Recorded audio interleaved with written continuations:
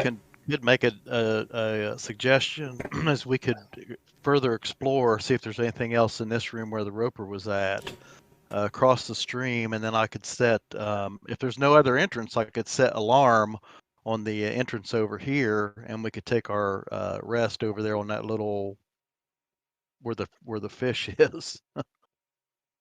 Yeah, that'll work. That would need to kind of go down to make sure there's no other entrances like into this little chamber here. Yeah, that's what I'm actually going to do here. I'm just going to kind of proceed down the cavern and look for any other exits. You go down the cavern, and there is yet another room way in the back. There's no. You search the cavern. That's the only accessible area. Of course, the stream goes underground, but the stream is moving very rapidly. Seems to be a dangerous thing to swim. That you can notice that there is a small room, kind of north to where you guys fought the roper. There's a sturdy iron door that's already been opened. Inside, you see a short passageway with 3 small iron doors set into the west wall. The first 2 doors are open. The last door seems to be closed, but there is a lock on that door. Okay. I'm just gonna visually here. I'm just gonna kind of look down the the hallway, and look for any kind of traps, any spots that look like they might be weak on the floor, i.e., pits. You don't notice anything that could be like a hazard or a trap. It seems like this area, it used to be a prison. It's been overgrown, and a door has been forced open. The door in front of you. There's you down the hallway. You don't see anything that you think may be a hazard or a trap. You take a brief look into the 2 cells that are open, and there is a lot of old, desiccated bones, but there's nothing that seems to be of value. Most of this area is overgrown. Okay, I'm just gonna kind of sneakily make my way down here and visually check everything out. The only thing you see of interest is that there's that last room with the locked door. You notice that it's locked because of the way there's a handle on it, there's a keyhole, and the way the handle's turned. It seems like the handle has been jammed and broken off. The keyhole's still there. The door is ancient, and you probably think that it's probably not only locked, but it's also kind of jammed tight too. All right. So it seems like something opened the door to this prison, but they were able to open the other 2 doors, but they probably broke the handle to this door. And that's what you think happened. I'm gonna take out my lock picking tools. Does it appear that the lock is still picked if I kind of test with it, play with it? You can try to roll to pick it. Okay. I think this would be more like I think for this one we'll go intelligence-based sleight of hand, because this is just a standard lock pick. You do pick the lock, but unfortunately the door is jammed shut from overgrowth, from expansion of the bars in the side of the door, from hundreds of years of rust and overgrowth. The door is jammed. But the lock is okay. Yeah, you can go and give it a shot. What do you need me to do? If you guidance, first of all. So if you use the crowbar, I will let you do an athletics with dex. How about that? That makes sense to me, because you're going for, like, you're trying to angle the crowbar and stuff. Okay. What'd you say, Lynn? Guidance. Yeah, guidance. D4. Are you casting it on me, or you want me to just roll the extra? Okay. Whichever's easier. Sometimes it's easier just to roll an extra d4. All right, well, I'll do that. Unless I hit on the first time. Roll the guidance. Oh, yeah, that's good. Okay, you successfully creak open the door.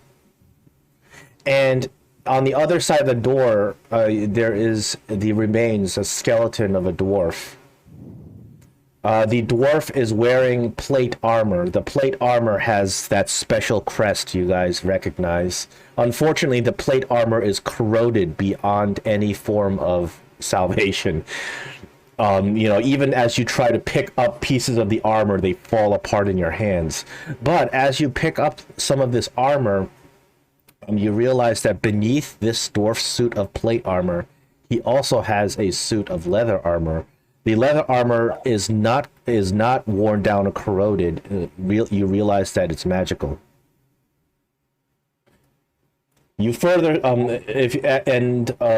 search the area in a dwarf's body, and inside one of the pockets of the leather armor, there is a very fancy dwarven key. Now this is like extremely fancy kind of key with like multiple.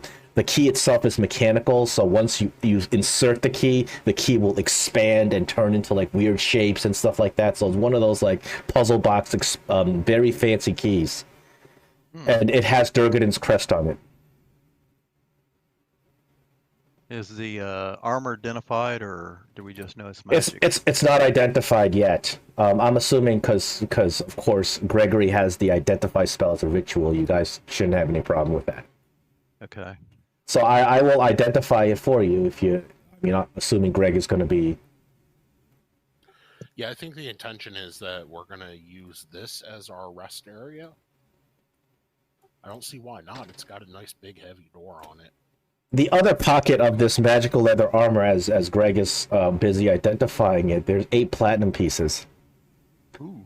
These are ancient platinum pieces with actually dwarven faces on them, like dwarven clan faces and stuff like that. Collector's items. They're not worth more, but they're really fancy looking. So here's your parcel. The leather armor is identified by Gregory as a leather armor of poison resistance, with Durgadon's crest.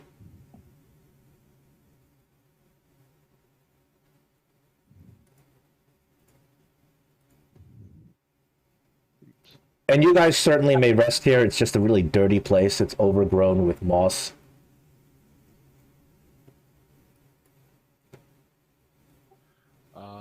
What is the base AC for leather armor? Can somebody tell me? It goes with your dex mod. I think it's 11 plus your dex mod. With the leather armor, there's no cap to the total, so if your dex is really high, the leather armor will have a high AC. I think it's 11 plus your dex mod. I don't totally remember. Yeah, I was asking about the 11 part. The AC base, because like medium armors have a higher base, but then you don't get the dex on top of it. Or as much of the dex, rather. I will look it up. Let me see. Leather armor is indeed 11 plus your dex mod.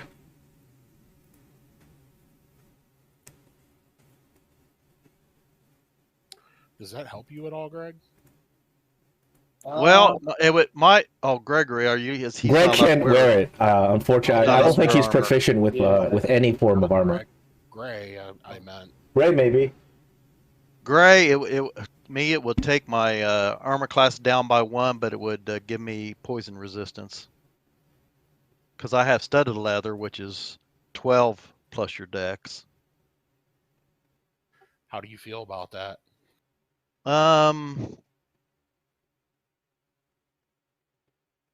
Why don't I take it and I think I'll go ahead and wear it. I kind of enjoy having the poison resistance. Okay. You guys don't mind if nobody else can use it. I don't think anybody else can use it more effectively. Can I just take it out of the parcel? Yeah, you can do either. If you take it out of the parcel, or I put it in the party inventory and then assign it to you. I'm gonna put everything in the party inventory annually, so I'll just do it. Because... I just did it. Sorry. That's fine. That's fine. No, I didn't. It wouldn't let me do it, so you'll have to do it.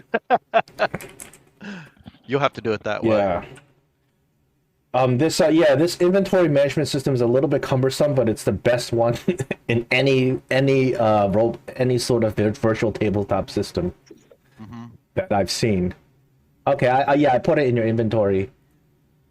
Oh, So you put it in mine. so if you wear it, does it actually give you that effect automatically, or do you have to create the effect on yourself? Well, let me take off my studded lever. You might have to create that effect. And And another thing is, if you need that effect, if you just click on the effects tab, a huge amount of effects come up. I'm sure there's some sort of effect that says poison resistance. are you sure you gave that to me? I don't see it. Oh, there it is. Yeah. No, yeah, that's it right there. Yeah, it doesn't Yeah, automatically. It doesn't automatically give you. Okay, now how do I get the effects? Well, you can either you have to like code it up yourself, or if you go to effects and you type in poison, you type in the word poison. There's a whole bunch of poison. There's something called it's equivalent to dwarven poison resistance. So I'll just give you that one. Okay. Yeah. You go to effects. You know that effects tab with the little person on the top right. I don't know where are you at? Oh, just a regular screen, the same screen you're at, and then there's all these tabs. You know, characters notes above the characters tab. There's even more tabs. These are mini tabs, and one of those tabs says effects. Yeah, I it's still just not. below the palette thing that Yeah. you change it. So these are all and if you click it, it takes a minute to load. But these are all the Rob Tui effects, and just about anything you can think of, you can probably find some sort of effect in there. So I just type in the search. I typed in poison, and the closest thing I could see is it says dwarven resilience, which is the same thing as poison resistance. You're not a dwarf, of course, but it's the same thing. Can you put it on me? Yeah, I'll do it, but I don't know if it disappears at some point. There you go. So the code is capitals resist :poison. That would be the code to put it on yourself. But you know, I'm not. Put it on me, or do I put it on the armor? No, you put it on your character. Just so in the future, if you get poison damage, it'll automatically have it. Okay. You can change the coding on the armor so that it adds it as well. Yeah, I thought the armor would have it, but unfortunately it didn't. Okay. Does this key look like it goes to this door? Or does it look like it goes to some other door? The key certainly doesn't fit this door. This is key to somewhere else. It's a very intricate key, and you would imagine that the door that it fits into is also very intricate. Because the key, like as you play around with the key, you touch it, and these little the key is mechanized, so there's little gears inside the key, and little pieces of the key like split out and change and things like that. So you realize that this is some sort of a fancy construct of a key, dwarven make. It doesn't ring any bells, though, as far as other doors that we've encountered so far. You haven't actually, at this point, you haven't seen any doors that need that have that kind of intricate of a lock. You may have to take that away from Lynn because she's going to try to play with it.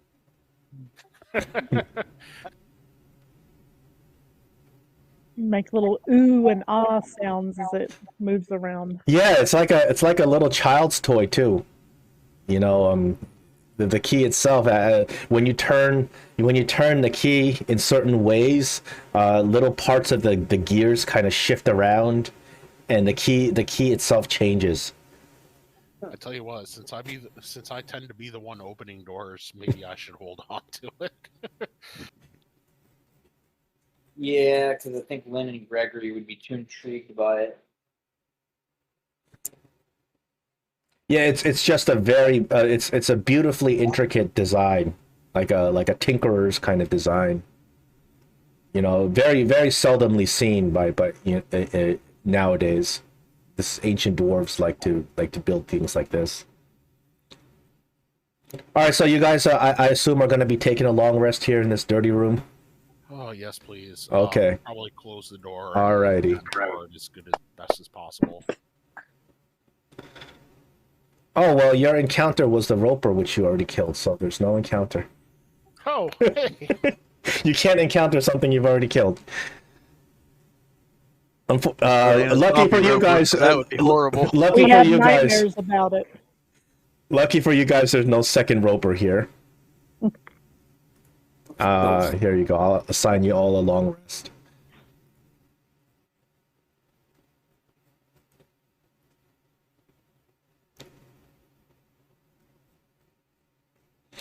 Yeah, so if you hadn't killed the roper and you decide to sleep here, it's possible the roper would be kind of traveling around this little cavern looking for food and find you in your sleep.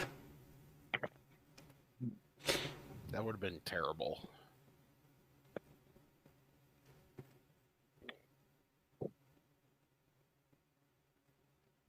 Yes, it would be. At some point during the night or in the morning, not sure if we're keeping watch or not. I will go ahead and add to that ring 1 casting of Misty Step. Yeah, you guys, you can decide how you want to charge the ring whenever. Especially, before you sleep is the best time because then you won't expend your spell slots. I'll probably go through preparing spells. And if you guys can, whoever's holding the ring, you can just take down a record of what's being cast. Yeah, that's why I was mentioning it for Greg, because I think he has the ring right now. Do I have the ring? Let's see. Inventory.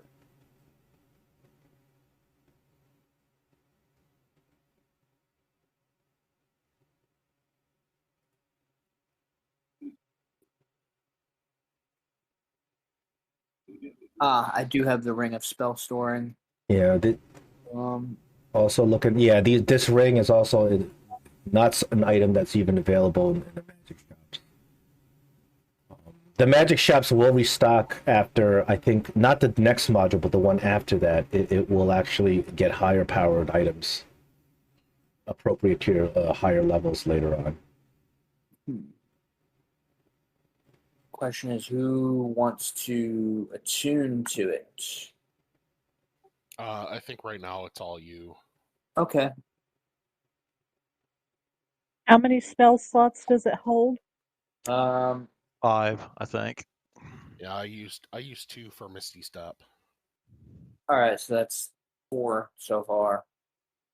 No, Misty Step is 2, so it's. So You got 3 more. 3 more slots. I was gonna say, is it store 5? But Misty levels? Step isn't it a level 2 spell? Yes, it is. So that's 2 slots of the 5.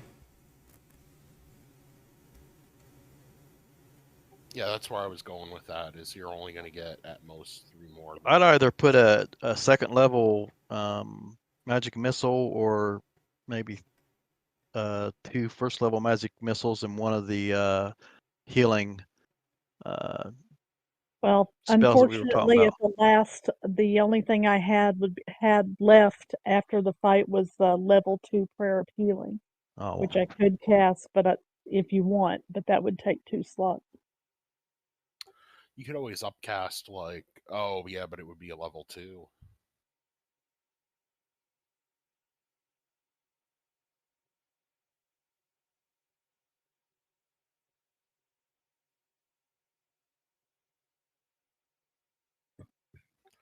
Gray, you have anything you can throw in there? well, I don't know how useful. I got cure wounds, but that's 1 dice 8. I mean, fairy fire, hunter's mark wouldn't do any of you any good. You're not actually Hunter's Mark's not technically a spell, so you can't put that in there. Well, I don't think it'd do them any good anyway. That's about it, really. Well, if you've got a 1 cure light wound that would take 1, that's better than nothing. It can get somebody up. Okay, I'll put a cure wounds on there then.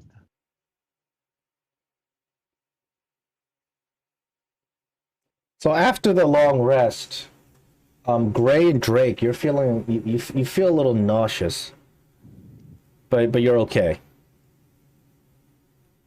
You just feel a little sick too. You wake up and you vomit, but after vomiting you feel a lot better.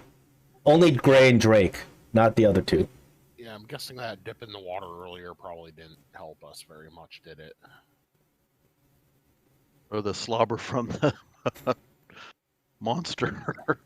Yeah. Yeah. Well, I don't think I was actually chewed on. I think you were the only one chewed on.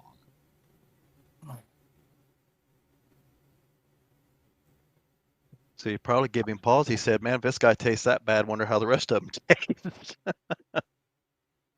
Then do a medicine check just to check them over and see if she can tell Sure, him what sure. is wrong. Sure, you can do a medicine check on them. There's the tower. It moved. You certainly believe that they're coming down with something. You don't know what exactly it is. Right now, they seem fine and fit to fight.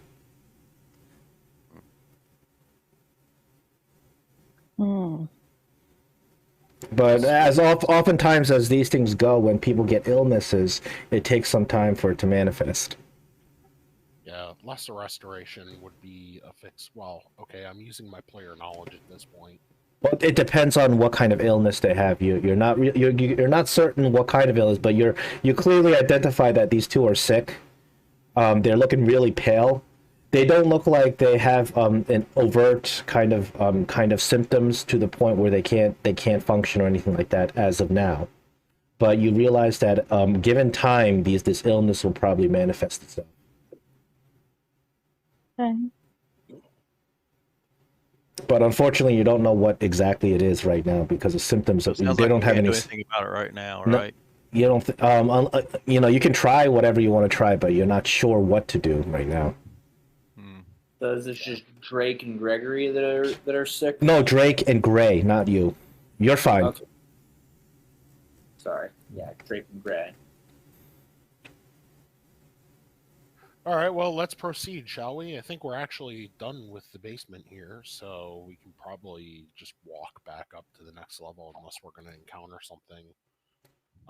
Yeah, if you're heading up back to the Glitterheim, I'll just warp you guys up there.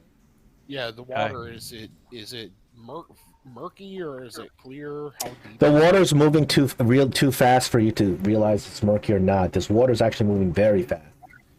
You think that if if you were to go into this water, you'd probably get swept up. You can't see the bottom of it because it's running too fast. Okay, fair enough. But it seems very deep because you don't see like rocks or anything beneath it. So you would think that if you were to go into this water, you'd be swimming.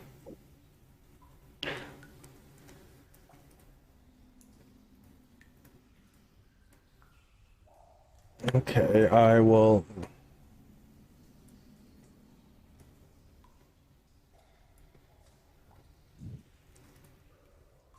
I think we will walk you back up to where you guys came down here.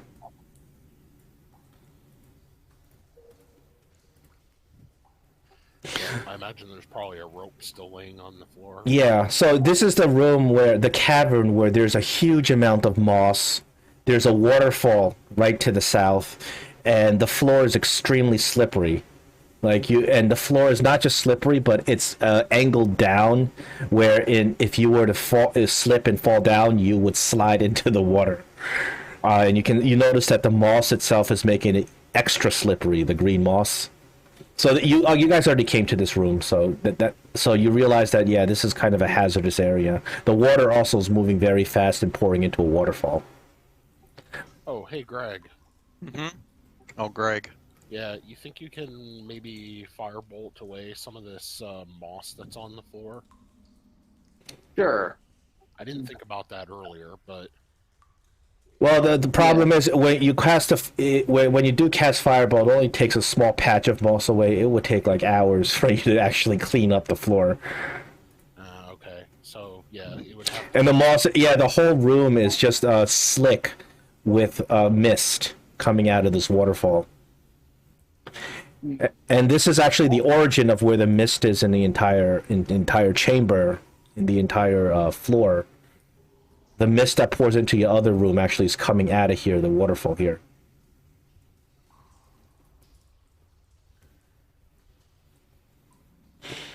So if you look to the west of this room, I assume you guys are, kind of carefully stepping not in the moss. Although otherwise you got to roll some dex saves.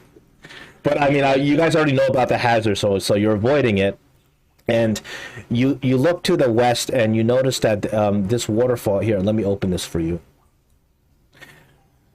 The waterfall, not the waterfall, the stream is moving rapidly. So the stream itself, you think, would be a hazard if you were to fall in. There's a tiny, tiny ledge that you can see to your west. That ledge seems to be only about 2 feet, 2 feet, 2 feet long. You could try to jump over to that ledge, but it would, be kind of a dangerous thing to do. You'd be very dangerous. You might fall into the water itself.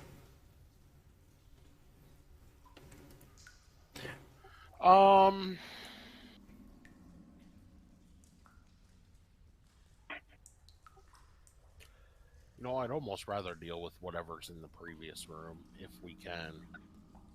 I think last time we determined that there was something that was moving about, but we couldn't find it.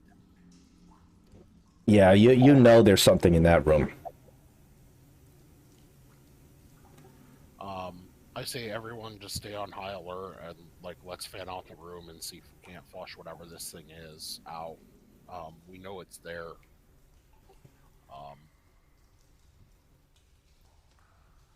But I'd rather deal with it than let it stay here. So when you go back into that massive chamber with all the funguses and moss, this chamber, as you recall, when you came through it previously, there were tremors up beneath your feet. You can't localize the direction of the tremors because they're tremors. They're just conducted vibrations in the ground. But as you were walking around inside the chamber itself, the tremors were getting more frequent. They're not like rhythmic. They come out sporadically. Yeah, I think I'm just gonna do something stupid, and I'm just gonna walk around the room for 10 minutes, poking through some of the piles and avoiding some of the more dangerous bits of fungus. Well, although I think we determined that this room is fairly safe as far as fungus goes, right? Yeah, you guys have burned off a lot of this fungus in this room. So the puffballs did explode, but these are not the poisonous puffballs that you guys encountered earlier. Already a bow shot, just in case. Sure. As I'm poking through the rubble here, am I finding anything, or? No, this is all like natural stuff, nothing of value. The features of this room, there is a ledge that appears climbable. There's footholds to your northeast. Also, there is an intricate-looking iron dwarven door. Also to your east. Where's that at? To the east? There, that's where the door is. Head east. Yeah, you search around the chamber, and there's nothing else of interest. This ledge seems climbable. Okay. So as I'm just spending 10 minutes trapsing through the floor, am I noticing the rumblings? Yeah, the rumblings start coming as you guys enter this big chamber. You start feeling these rumblings sporadically. They're more frequent as you're entering this big chamber. Okay, so during the continuous 10 minutes of just walking around the chamber and not trying to be quiet about it, does anything jump out at me? Nothing jumps out at you so far. But you're kind of getting anxious about it because the rumblings are getting more frequent now that you're in this big massive chamber itself. The rumblings seem to subside once you leave this big chamber, but the minute you get back into it, you start feeling these tremors again. Can I spend another 10 minutes just trapsing around? I want. And why don't we climb up on the ledge and see what's up there? Okay, yeah, you guys can go ahead and do that. Is that ledge over there where you're standing? Yeah, that ledge is climbable. You don't have to roll check because there's certainly footholds. The rock is very jagged and there's a lot of footholds that seem sturdy enough for you to climb if you want to. Okay, I'm trying to be somewhat stealthy. Okay, hold on a second. I'll even walk out a little bit further into the room, so if this thing does pop up... There's an invisible barrier that I have to open for you to climb that ledge.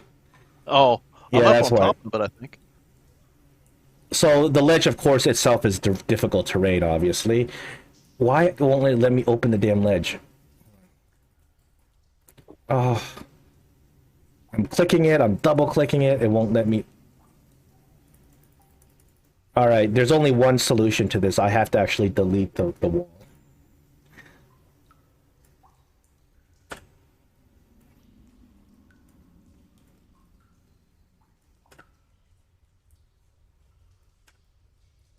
I have to go to the editor and delete the whole wall.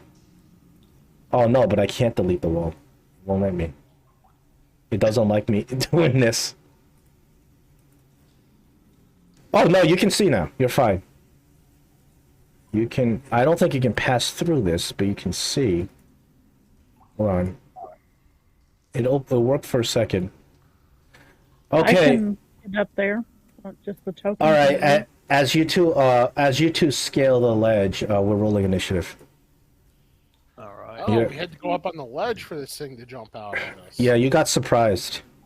You guys are certainly surprised. There's no way you could have detected this surprise round. Fortunately, there's no perception check. I'm down below. That's not going to save you. It's only luck that'll save you.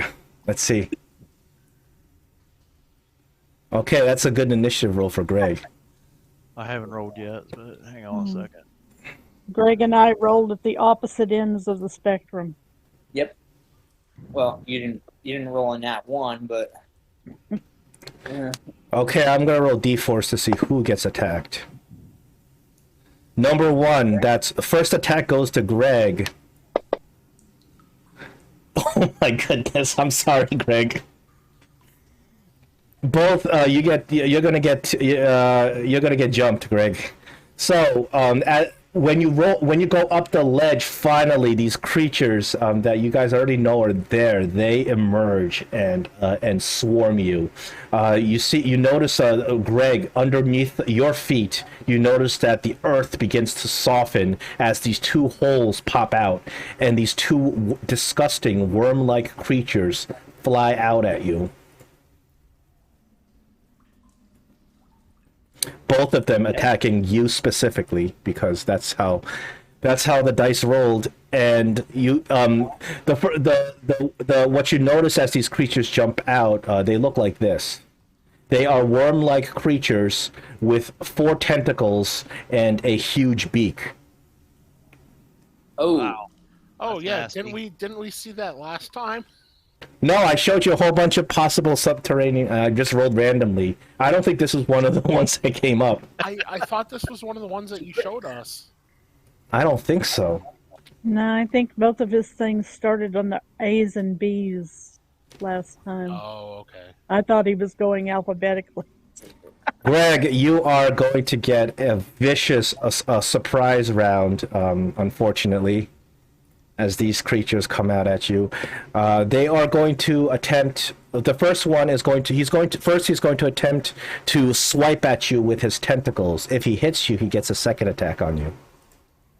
all right, and I can't use my reaction on this, right? No, you can still use your reaction. Don't you? You can still use your reaction on it. Okay. Yeah, but the surprise rounds means they get a full action before you get to even act. Okay, so Is your reaction going to save you? on that one, no. Okay, so Do I still have a ready action? Or do you take that away since I moved? I can't keep giving you. I mean, you climbed up this ledge and all that stuff. When you were down there, I would say it, but not at this point. It Yeah. was a try. So this is the damage initially as he swipes you with his tentacles. Once he's got you with his tentacles, he's going to try to bite you. So the second attack is a beak attack. Okay. And I can't. And that one, yeah, that one also hits. Oh, yeah, it also hits. Oh my goodness, that hurts.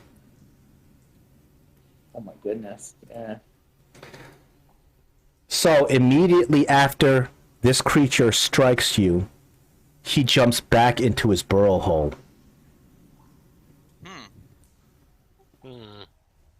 Seeing that you're not dead yet, he jumps back into his burrow hole, getting out of you guys' line of sight. The second creature is going to pull the same shenanigans.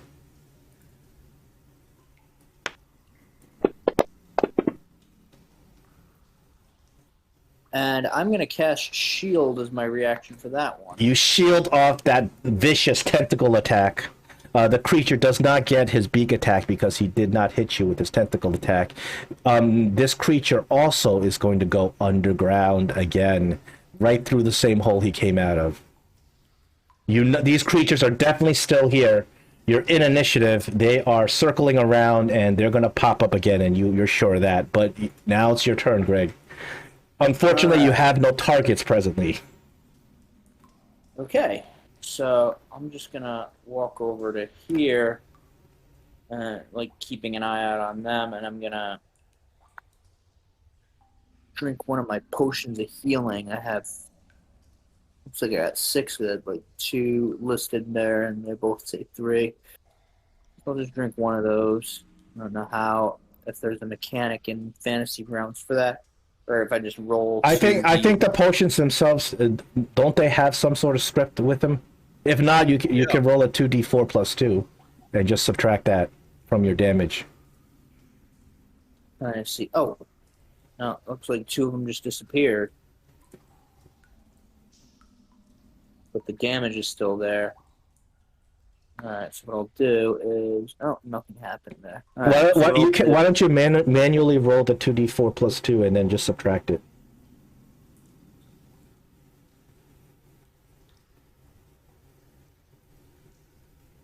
How do I...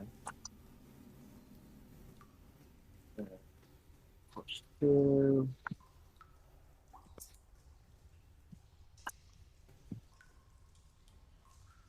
Alright. You get a little bit of health pack back. Alright, and then I'll just edit how to edit this. Yeah, edit your wounds down to 11.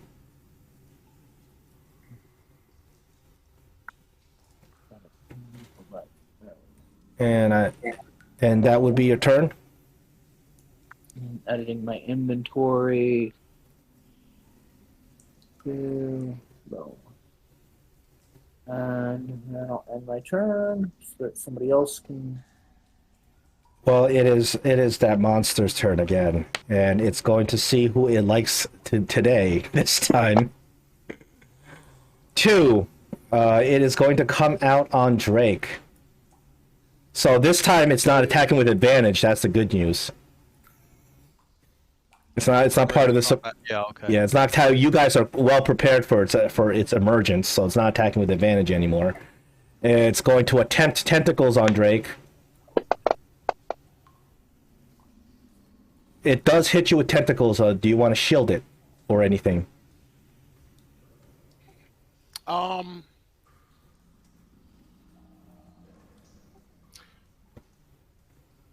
Actually, I'm gonna let it bite into me. I'm gonna Hellish Rebuke it instead, though. Okay. It hits you for 8 damage with its tentacles slashing away at your face. Oh, hold on, I didn't click. There we go. Oof.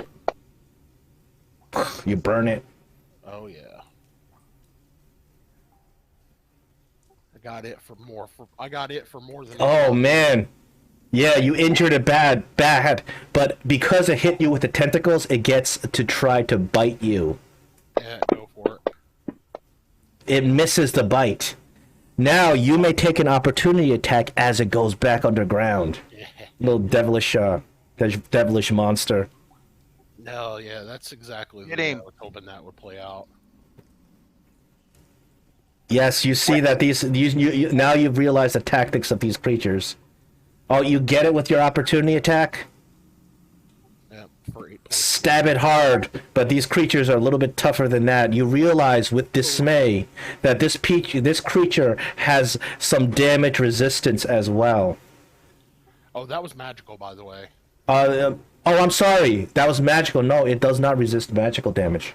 So it doesn't resist. So you wouldn't know that. But, you know, I told you anyway, so now you do. Oh, that's all right. Okay, so it goes underground. Once again, out of your line of sight.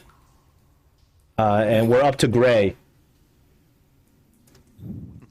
I don't have anything to do. I will. Well, you do what you did last time, right? There's only one thing you can do. Yep, ready a action. Do you want to move anywhere, though? I think I got a good. I could move over to here. Make sure I got a clean line of sight on any of them that pop up, and ready action to shoot if one of them pops up. And then pass my turn. It's Drake up. I'm gonna go ahead and ready melee attacks, both main hand and offhand. I don't think you're allowed to ready your bonus action. It's only an action. Oh. Unless the exception is like some fighters get like 2 attacks at level 5 and stuff, so both attacks go off. But if you have like a bonus action offhand attack, I don't think you're allowed to ready both of those. Yeah. Okay. In that case, I'm just gonna use my action and pop false life again. All right. That's it. Okay. I'm just gonna stay right here. The next monster is going to do his roulette of death. See who's going to attack. Number 3. Oh, Gray, you are the lucky one. So, unfortunately, you do get to pop off your readied action. Unfortunately, this creature's going to pop out right next to you. Do you have a penalty attacking within in 5 feet? Yes, for if I use long range. Unfortunately, you have your bow drawn, but this creature popped up right next to you, and you have taken a shaky shot at it. You gotta do disadvantage. So roll one more time. What a shame that was a good hit.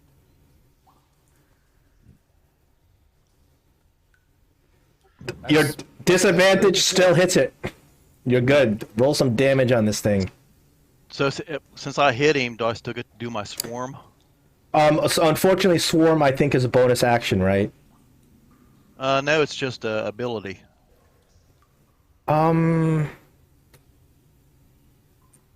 if it's not a bonus action, I think it's okay for you to do it, in my opinion, because it's only readied action counts as you can take that action, and if the ability is associated with that action, I don't see why not. So go ahead. Okay, so I'll hit it with my damage from the bow and arrow first, and then I will hit it with the swarm. They're kind of hungry because they hadn't been able to do anything in a while. Whoops, what happened there? You realize in dismay that this creature is resistant to your arrow, unless your arrow's magical. No. And you realize further in dismay that this creature is resistant to your your insects. Yeah, because it's piercing too. Yeah. Mm-hmm. All right, so once the creature pops out, it is going to try to swipe at your face with its tentacles.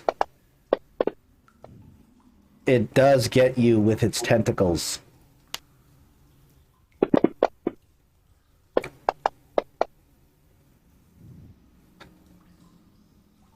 What were you concentrating on?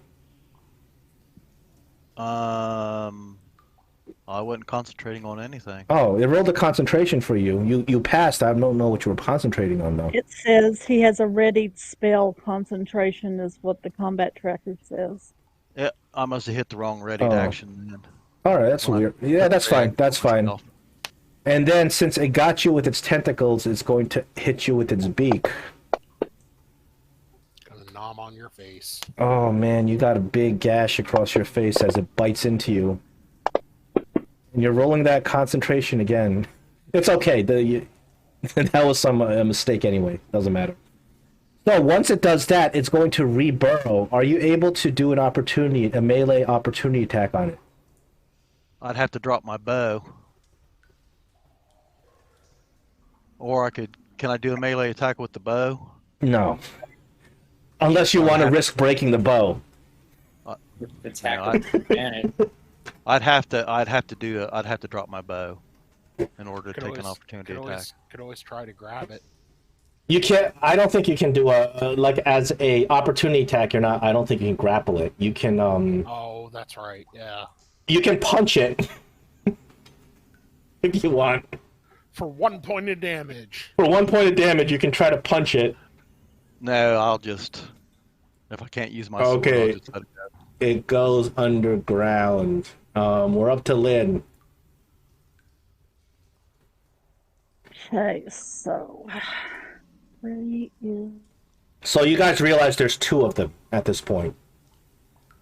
One of them has been kind of badly injured when he was fighting Drake. The other one is very slightly injured.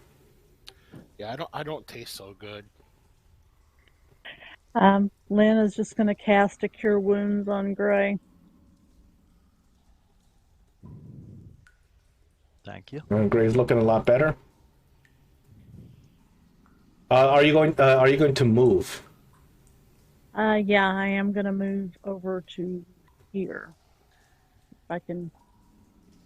Doesn't seem to want to let me in that square, but I'm there. Okay. Gregory, you're up again. All right. Let's see. I don't see these creatures, but I'm pretty sure they'll be back.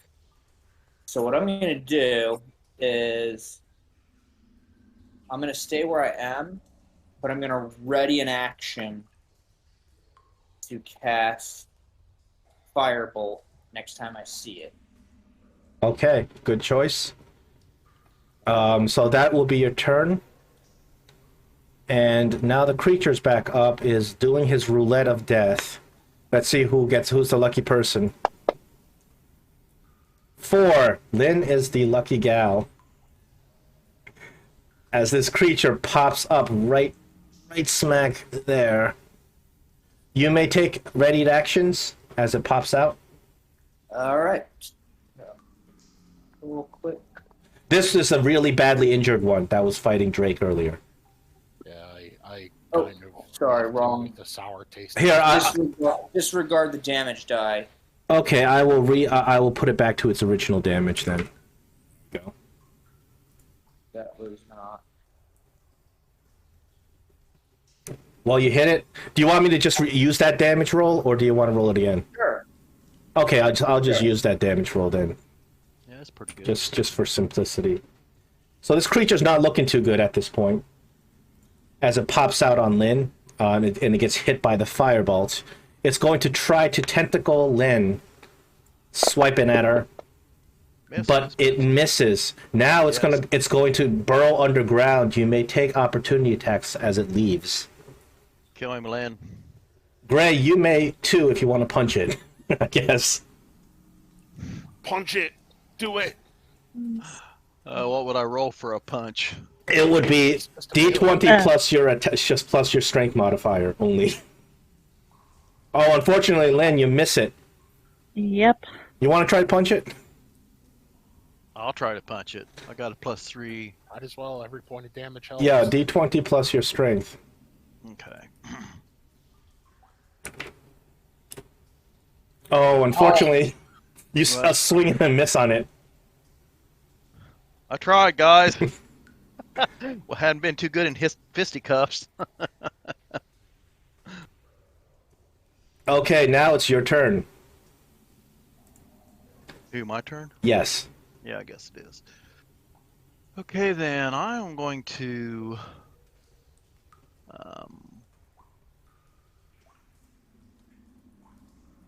Man, this is difficult decision. Yeah, if it ambushes you, it's gonna ambush you. I'm still at 14. I'm going to move back because I got a long range. And I am going to ready a bow shot again. Okay, I'll just tell you instead of putting that on there if that's all right. that's fine.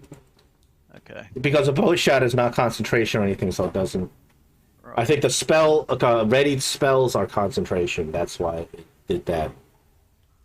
It's a rule that we all very rarely actually pay attention to, but technically it's a rule.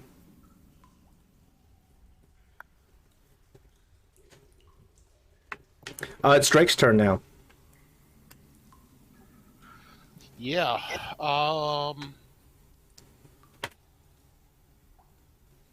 Trying to think what the smartest play here is. You had a readied action. Unfortunately, it did not pop out in front of you. Oh no, I did not have a ready action. No, you had I one used for false- that. You I had- used- you Oh, did you have used false one. life. Never mind. I used false life. Yeah. Oh, that's right. I had no ready actions. You know what? I'm gonna ready an action to Hexblade's Curse. The first thing that comes out of the ground. Okay. Normally that's a bonus action, but You can ready a bonus action, certainly. yeah, I'll go ahead and do that. And then I'm basically just gonna stand here. Okay. So, Roulette of Death. It likes Lynn. I guess she's the one that actually tastes good, because everybody else tastes terrible. Okay, so you may Hexblade's Curse at it as it pops out of the ground.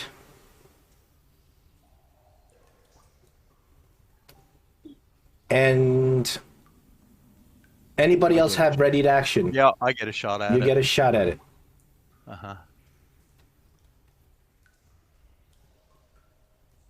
You got it.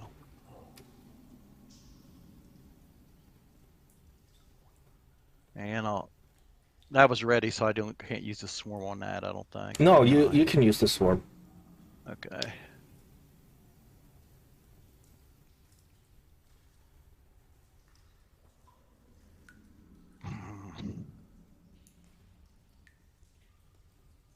Okay, it was mine. Okay, so unfortunately it resisted both your damages. Is that swarm? It's not magical damage, right? It's just piercing. Okay. Yeah, it's unfortunately its tough skin has resisted both your damages. Does that mean it takes half damage, or? Yeah. Okay. Yeah, you do some damage, but you can't totally pierce its skin with your attacks. It attacks Lynn with some tentacles. This one's gonna sink in.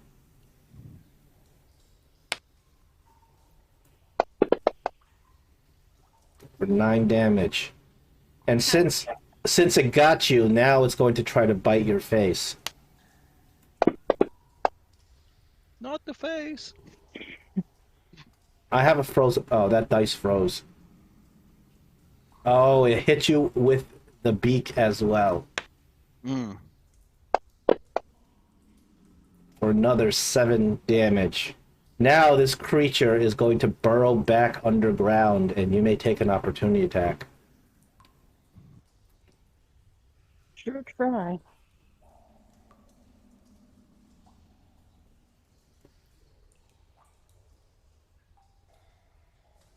Nope. Oh, Man. boom, it disappears. Now it's your turn, however. I think I'm going to ready a Toll the Dead. Okay. You got church bells ready. Are you going to take any movement? No, since it doesn't seem to matter where I am. It may or may not. You guys not sure yet. So next is Gregory. All right, so there's only one of those guys left, right? No, the two of them. There's still 2 of them. One of them is just very badly injured, but is All right, not dead well, yet. Being that I can't attack them or anything, I'll do what I did before, ready an action to firebolt them when they come up.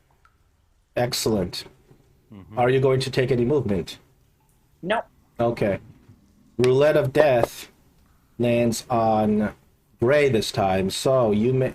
Oh, If I can run up unfortunately, Gregory, I'm sorry, you cannot see it at this point because these ledges are too tall. So it's gonna pop out on Gray. So it does matter your positioning because unfortunately you can't. It's not in your line of sight. But the other one maybe. So this guy pops up right next to you, Gray. So you gotta take. You can take a bow shot, but it's gonna be disadvantage. I already took my reaction. What about Lynn's ready to action? I should be able Oh to see yes, you that can toll the anyway. dead on it. Yes. I'm sorry, I forgot. You already took a reaction. Yeah, I took my reaction on for Lynn. Yes, try to toll the dead of it. Try to do some church bells on it. I don't think it can resist church bells. It's a save on its part, I believe. Save. Get him. How I don't know how this thing has wisdom, but it managed to roll a 7. Oh man.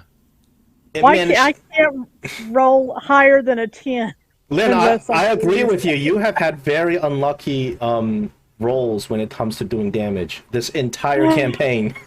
Not just this game, but this entire game. It really seems like it's just very unlucky rolls. Yep. Okay. Sorry. I tried. That's all right. Okay. It's gonna try to tentacle you, Gray. Okay.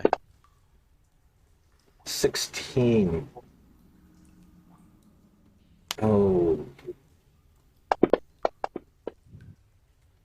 12 points of damage. Oh, that's not good. And since it got you with tentacles, it's coming in for a beak. Miss, miss, miss. The beak misses. Phew.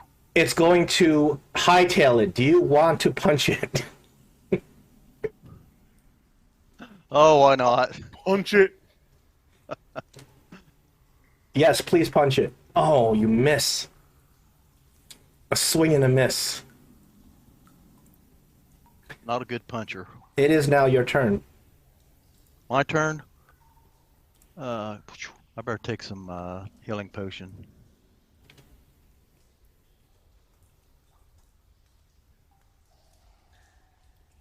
Okay. A little bit. I'm going to.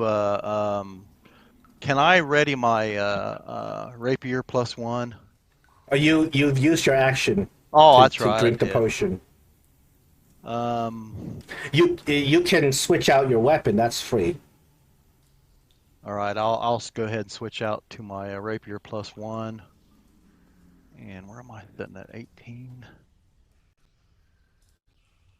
I'm just going to move up here by Lynn, and that way at least I can get some reaction shots at him if he pops up around here anywhere. And then I need to end my turn. Okay.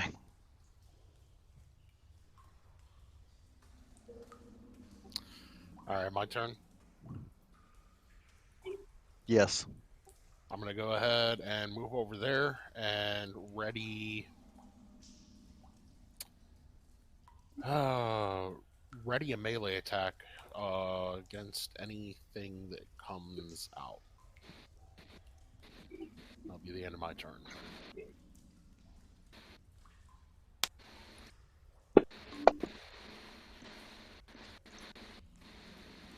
Wow, this thing likes Lynn. You are the tastiest of all of us, Lynn.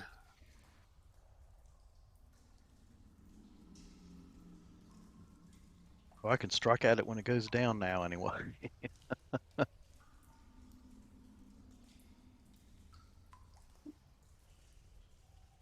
Well, if it has to hit somebody. Mine is a good armor class, so.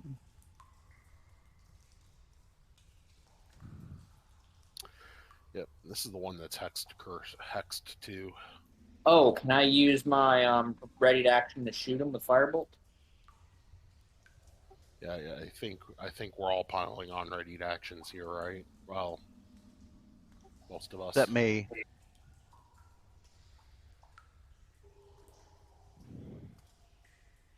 John, we still have you. Well, he still shows up in chat. A bunch of static from something, but I don't know what it was from.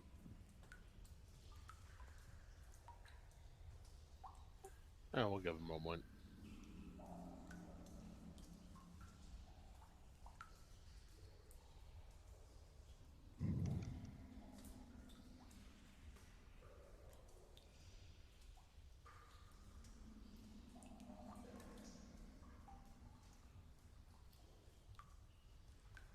Hmm.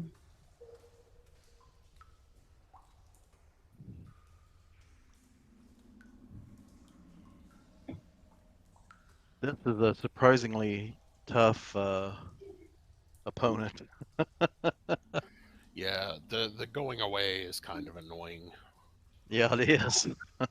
Yeah, we'd probably already had them if they would have stayed where we could attack them. Well, we've had the chance to attack with our ready weapons, and some of us just can't roll to hit no matter what. That happens. The rapier I got to magical, so it'll at least do full damage if I hit it. But I need to roll better than I do with my fists.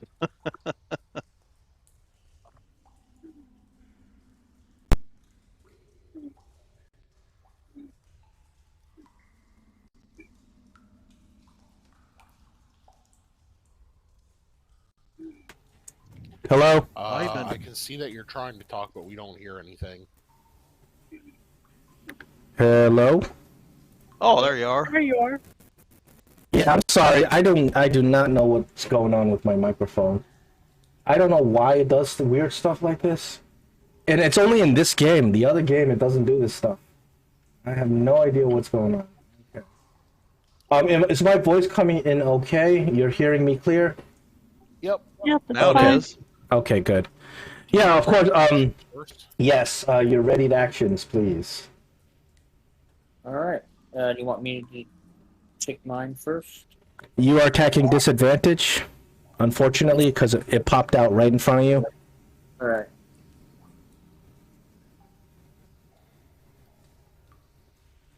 That disadvantage. Drop to 19, 15. 15, you didn't target it, but I think a 15 will hit. Yes, it will. All right. 15 hits it. All right. It screams in agony as fire damage. It cannot resist. Nice. Who else has got a ready to action? Yeah. I missed. Oh, you Okay. missed. So now this creature's going to take its action and it's going to swipe at Lynn with tentacles for a miss.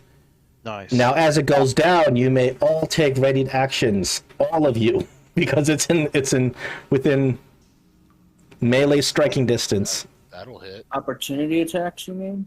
Yes. All right. I'll opportunity attack him with my quarter. Did I hit it? You Yeah, I hit don't know it. why it's saying partially I resisted. hit it? 'cause Okay. That's magical, so it I critically should be missed. partially resisted. Right. Gray, you hit it, so I'm going to take off 1 point of... Gray, your 1 point of damage kills it, I think.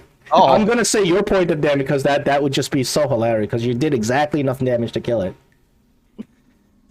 You punch it to death. Well, I got my rapier. Oh, I'm sorry, I forgot. Never mind. The rapier +1. Okay, So I thought I was under the impression you were still punching it. that would have been funnier though. You guys do manage to take one of these creatures down. There's still another one floating, burning around somewhere around here. No, I thought he was dead already. wasn't No, he? you still feel him. He's still Oh, okay. traveling around. When he died, though, my Hexblade's Curse gives me a little bit of health back. Okay. So I'm going to heal up.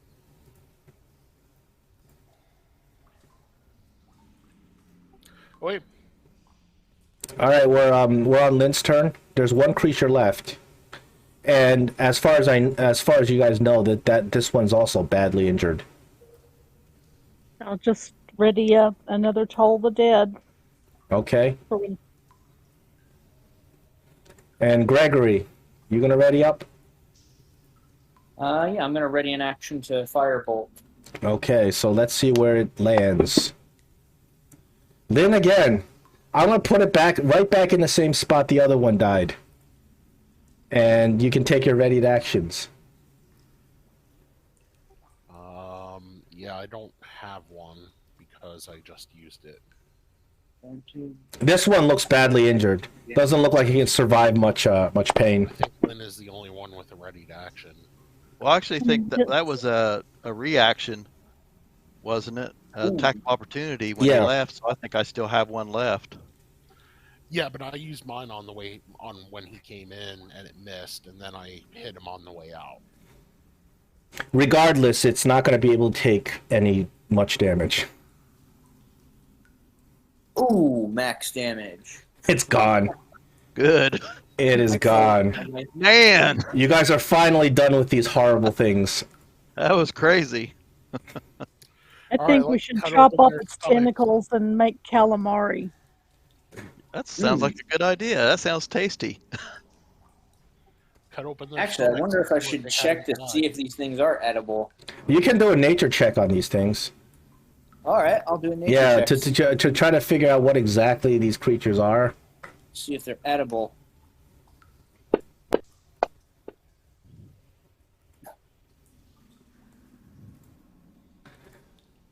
These creatures are called Grix. They are worm-like ambush predators, also denizens of the Underdark, living in rock caves and caverns. These creatures, of course, they will eat any sort of creature that moves, and they are carnivores that will eat any sort of creature that moves. Ambush predatoring. They are edible, but not very tasty. Not something you would really enjoy eating. They're not poisonous, and they like to swarm caverns. They eat creatures, and after they digest the creatures, they will expel the remains of the creatures into their little nests where they breed little gricks. All right, somebody has to do it. I'll cut open the corpses and look through the contents of their stomach. This is the first time you actually are you're interested in eating one of these things. The contents of these two creatures' stomachs, you realize they're fairly empty. These creatures haven't eaten in a while. All right. Lynn's going to do a prayer of healing for the three of us that are wounded.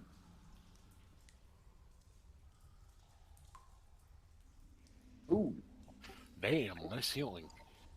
Thank you, Lynn. I'm Again. glad I rolled high this time. Yeah. No, you roll great when you're healing. It's just for whatever reason you have had really unlucky damage attack rolls. And I have really bad damage rolls, so We think we go on back into this lair or this ledge and see what's on back in the back of it. yeah. I'm gonna quickly scope out the rest of the cavern down here. How high is this ledge? The ledge is about 20 feet, but it's easily scalable. Like, you don't have to roll anything. It's just difficult terrain. Okay, so I can walk. Yeah, up you it. can't see the top of it, but you can easily just scale up it. So as you get closer to the back of it, you realize that this tunnel is kind of more smoothly carved out. There are desiccated bodies all over the place. There is a set of eggs, 3 eggs, next to some of these desiccated bodies with rotting flesh next to it. Burn it with fire or Oh, I want to do an egg toss. Make an omelet. oh god. You guys deduce that these eggs belong to that pair of gricks that you just killed. They are they don't you shake the eggs around and stuff like that. It doesn't say they don't seem to react right now. Are they large or? They're about a foot each, like a Are foot. they worth any money? You're I I don't think we would need to sell these things to We anybody. made Anybody an who would armor want them. Well, I was thinking about somebody, a wizard or somebody could use them for making potions or something. Oh yeah, No. we could use them for a potion or like the eggs. Like if Well, Gregory, we can roll an Arcana check on him to see if you can maybe utilize them in some way. sure, I can do that. The eggs you're talking about? Yeah, these are 3 Grick eggs. You don't think they're useful for magic potions? You do think that you can, if you can find the right buyer, they may be worth some money. But you know, you don't know when these things are going to hatch. Ooh, yeah. If we run out of rations, do you think we'd be able to make an omelet out of them? I think they're alive. That's the problem. I think they're developing inside of there. Yeah, you don't know if or when they're going to hatch. I just think we probably should just go ahead and break them. They're probably not worth that much anyway, even if we did sell them. Yeah. The only thing I could think of is maybe some crazy wizard wants one to keep as, you know, a pet. As far as you know, you can't really. As far as you know, you don't think you can tame these creatures. Not without magic. Yeah, but I mean, people with magic can do all sorts of crazy stuff. Yeah. I guess if you have like some sort of charm monster spell or something, you might be able to swing it. So you search the desiccated bodies, and there are several items that you are able to pull out of the gore. And you guys find something that you already know what it is, even though it's magical, because you are there's. I think one of you is already wearing a pair. There's a pair of goggles of night. Ooh. There is a magical set of chainmail. Ooh. Oh. And there is a set of scale mail with Durgadin's mark on it. Hold on a second here. Is chainmail medium? Chainmail's I thought it's heavy. We had to- Chainmail is heavy. That's Oh. what Lynn's wearing. What about the scale? The scale mail is a regular set of scale mail, but it's got Durgadin's crest on it. It is medium armor. See, now you have the 3 Grick eggs there, and it says they're worth 350 GPE. Oh no, that's just because of the template I use. You don't know how much it's worth. Oh, okay. Yeah, the template says 350, but you don't know the price because it's not an item that's commonly bought or sold. And it says the egg of a griffin too, so which it's not.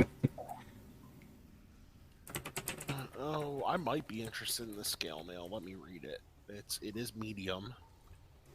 It is one of the dwarven Durgadin scale mails. It's got the crest on it.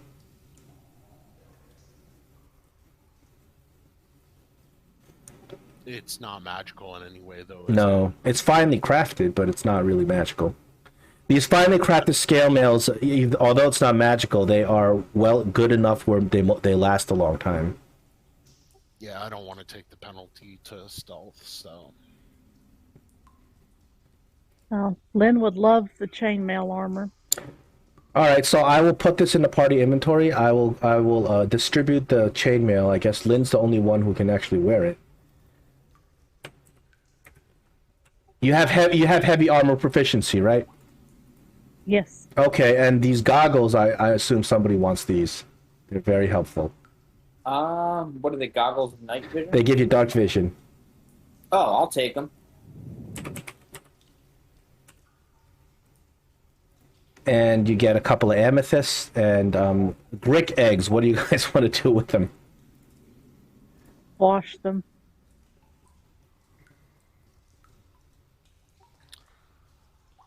Quash them or wash them? What did you say? Squash. Squash, as in. Smash Yeah. them. Oh, okay. Make That's an what omelet? I said. For a second there, I heard wash, and I'm like, "What are you?" Okay. I thought she said baby wash. and But I think she meant squash. Yeah. Okay, so Well- you guys stomp on these eggs. One of these eggs has like this baby Grick screaming in terror as you kill it with your boot. It tries to weasel its way out when you break the egg, but then you just stomp on it with his boot. Did you say the chainmail was magical in any way, or It's a is it- +1 chainmail. Oh, okay. Nice. Yeah, that's nice for Lynn, man.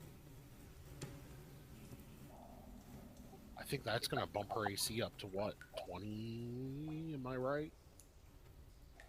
21. AC is 18 right now, so just to 19. Okay. Then what's the new item? The goggles? Well, it No, says there's new an item. at the top that says new Is it item. Oh, that's nothing. That's nothing. That's Oh, just an error in the parcel. There you go. Glitch in the Matrix.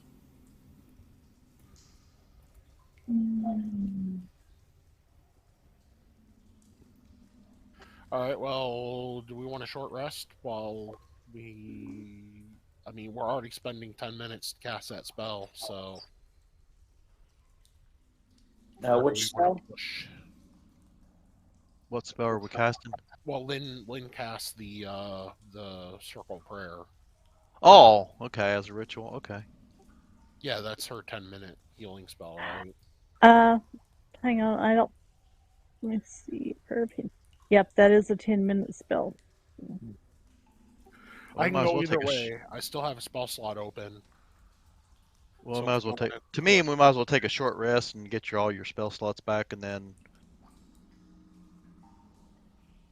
Yeah, I was really hoping they would try and chew on me a little bit more, because then I could have, thrown another Eldritch Blast into them. Nah, Lynn tasted too good for that. No, I didn't. It didn't like the way you tasted. With the hellish rebuke. Yeah. Mouth on Yeah. fire. Are we identifying the chainmail armor? Because I It- don't think it's not showing a. Oh, I'm assuming because Gregory has a ritual identify, I'm assuming he's going to identify it. I'm going to. I will. Unfortunately, by default, everything is unidentified. I will take off the thing. Where is it? Yeah, I think we're short resting here, and we're going to do the identify, and then do the goggles or the armor require magical attunement? I don't think goggles do. The armor, I'm not sure. I don't think so because it's it depends on the type of magical item, and the armor is generally like a rare type magical item. No, is the armor even magical? It is. Okay. Yeah, it's a +1 chainmail. It does not require attunement. Usually these armors don't. Unless it's like some really, really kind of special armor, like armor of resistance or something like that. Then those sometimes do. The goggles of night I don't think do. Do you mind if I put my old chainmail on the disc to carry around? Sure. Try to figure out how much stuff is on the disc, because the disc can hold up to 500 pounds of stuff.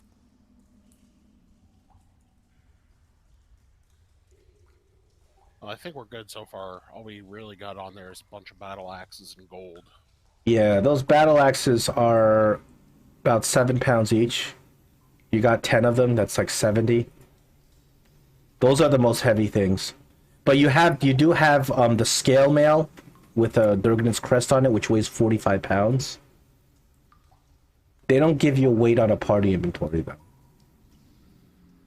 Yeah, we'll just have to kind of eyeball it.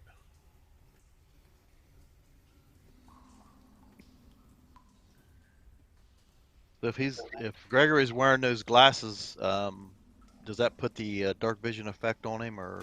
He has to put the effect on himself. But I'm not using lighting, so it wouldn't apply to what you physically see on screen. But I'll just tell you, yes, you see this, you don't, or the whatever you don't see, the token won't be up. or something like All that. right. Well, how do I? Just go because the about- lighting system is so cumbersome to use. Hmm. Yeah, you can put the dark vision effect on yourself, or you can you can just let me know you have dark vision. Remember that you got it. Yeah, you can remember that you got it. Yeah. All right. Well, how do I put the dark vision effect on myself? You have to search for it in the effects.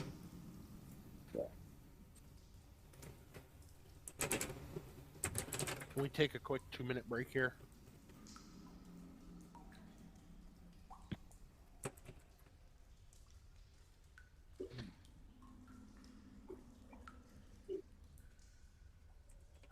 There it is.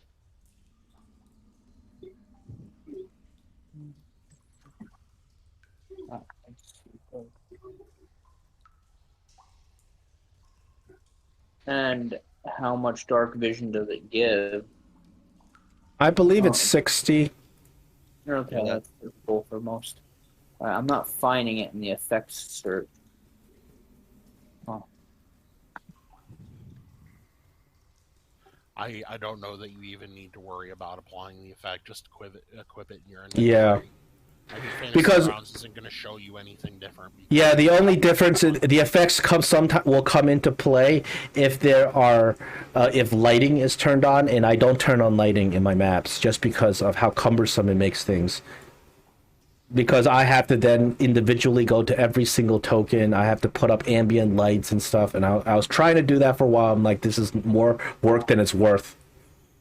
So there's no lighting effects. So it will make a difference if you have it on anyway. Just remember you have it on. there you I will go. be I back just in equipped just a it. minute. So that should. I just equipped it in my inventory. See what happens there.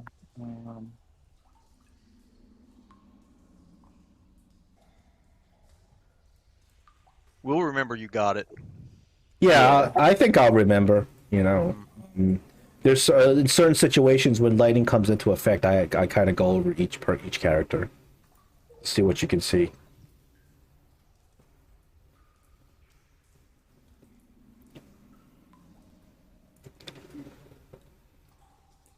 Let's see. Condition.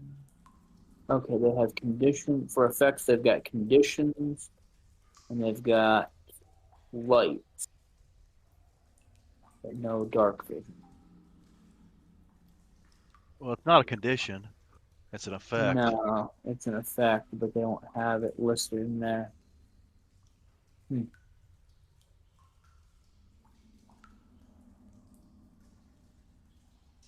We have intoxication. It's okay. There's other characters that have it. They don't have it listed anyway, so it doesn't matter. Because Drake has dark vision, and also Gray also has Gray, dark vision. yeah, I so got yeah, so we don't. It's not listed anyway. So don't worry about it. All right, I'm back. Yeah, it's not something I've been paying attention to anyway, because it only makes a difference if I have lighting turned on in the map. And if I have lighting turned on, nobody's going to see anything because I don't have it set up. That wouldn't be good. There's a way to do it. I have to go to each individual token and set it myself on what level of vision that token has. Then I have to drop ambient lights inside the cavern. Otherwise, you guys can't see anything. So I have to put specific ambient lighting settings in each part of the cavern. And I was trying to do that. I realized that it was too much work for its value. And plus, it's very limiting because there's going to be times when there's a big bubble and you can't see stuff. We just lost Lynn, or the character anyway. Yeah, I got You got kicked booted? out. I'm restarting here. Oh, okay. Das Boot. Das Boot.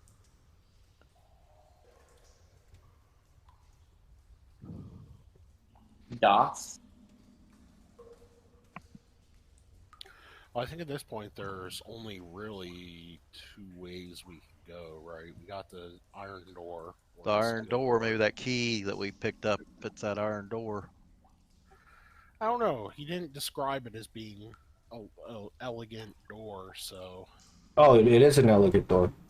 Oh, It's a very intricate looking, elegant, stone carved dwarven door. Does it look like my key is gonna fit it? You think so, yeah. Oh. You think your key was made for that door. Oh.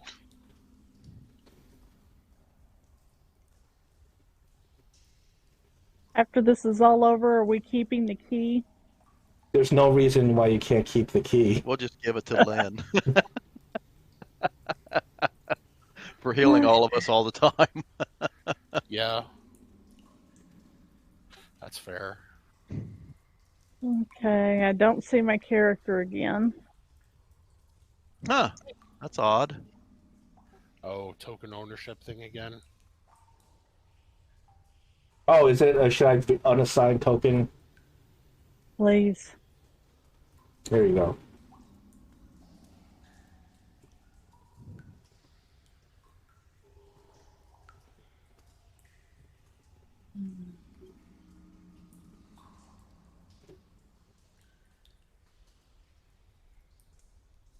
There she is. There we go. Well, we're gonna head for the door. Yeah, it's either that or the ledge. I mean, that other narrow ledge. Now let's go try the door since we're right here anyway. That's my Yeah, I agree. thing. Yeah, you're pretty sure that that key you found fits this door. You can see the keyhole of the door. There's no handle. There's only a keyhole. The door, the door itself has Durgadin's crest on it. It's got intricate dwarven carvings of hammers and anvils. Can I listen at the door to see if I can hear anything on the other side? You listen at the door. You don't hear anything. Okay. You gonna open this door? I'm actually gonna try and pick it first. I just want. It's got to be a test of skill. See if I really need the key. You're gonna try. You're gonna do a intelligence-based sleight of hand. If you roll a 1, you're gonna jam it. You did not roll a 1. Unfortunately, Thank God. you're not able to pick this door. It's very intricate. As you put your lockpick inside, you realize that the mechanism of the door begins to change. The minute you start manipulating, it's too intricate for a single lockpick. You realize that it would take extraordinary skill to be able to pick this lock without the key you're holding right next to you. That makes me wanna try even harder. But I'll go ahead and use the key. Yeah, I'm going to have a ready action bow. Oh, before I do use the key, though, I should say I'm just gonna give the door a quick look over for any kind of sign that it might be tampered with or trapped. You think the door was tampered with many, many times in attempts to open it, but you don't see any traps on it. Okay, then I'll go ahead and open it.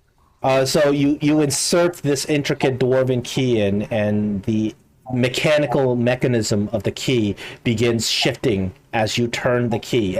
Each time you turn it, every 20 degrees you turn it, you hear some more mechanical shifting on the inside of the lock.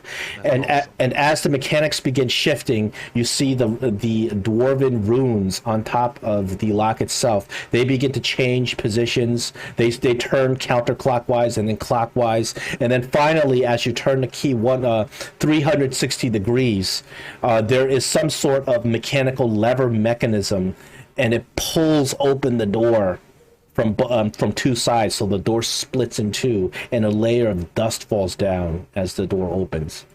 Sweet. The door opens to what seems to be a much better preserved hallway. This is part of a dwarven carved kind of area. You notice that there are much better preserved, not overgrown dwarven runes on the side of the hallway. The floor itself is marble and well carved. Okay. The end of the hallway has some stairs that are leading down, very long stairs. Yeah, just doing my best here to scout out any kind of traps or secret passages. I will scout my way up to the edge of the stairs. As far as you can tell, this area is pretty pristine. There do not appear to be any traps. Well, So the only thing left is a long hallway, and you can't even see the bottom of it because it's so long. But it just continues down into darkness, about 400 feet, more. You can't even tell. yeah, that looks like it goes a long way. There are torch sconces on going down along the way. They are unlit. Do we want to check out that other area before we go down?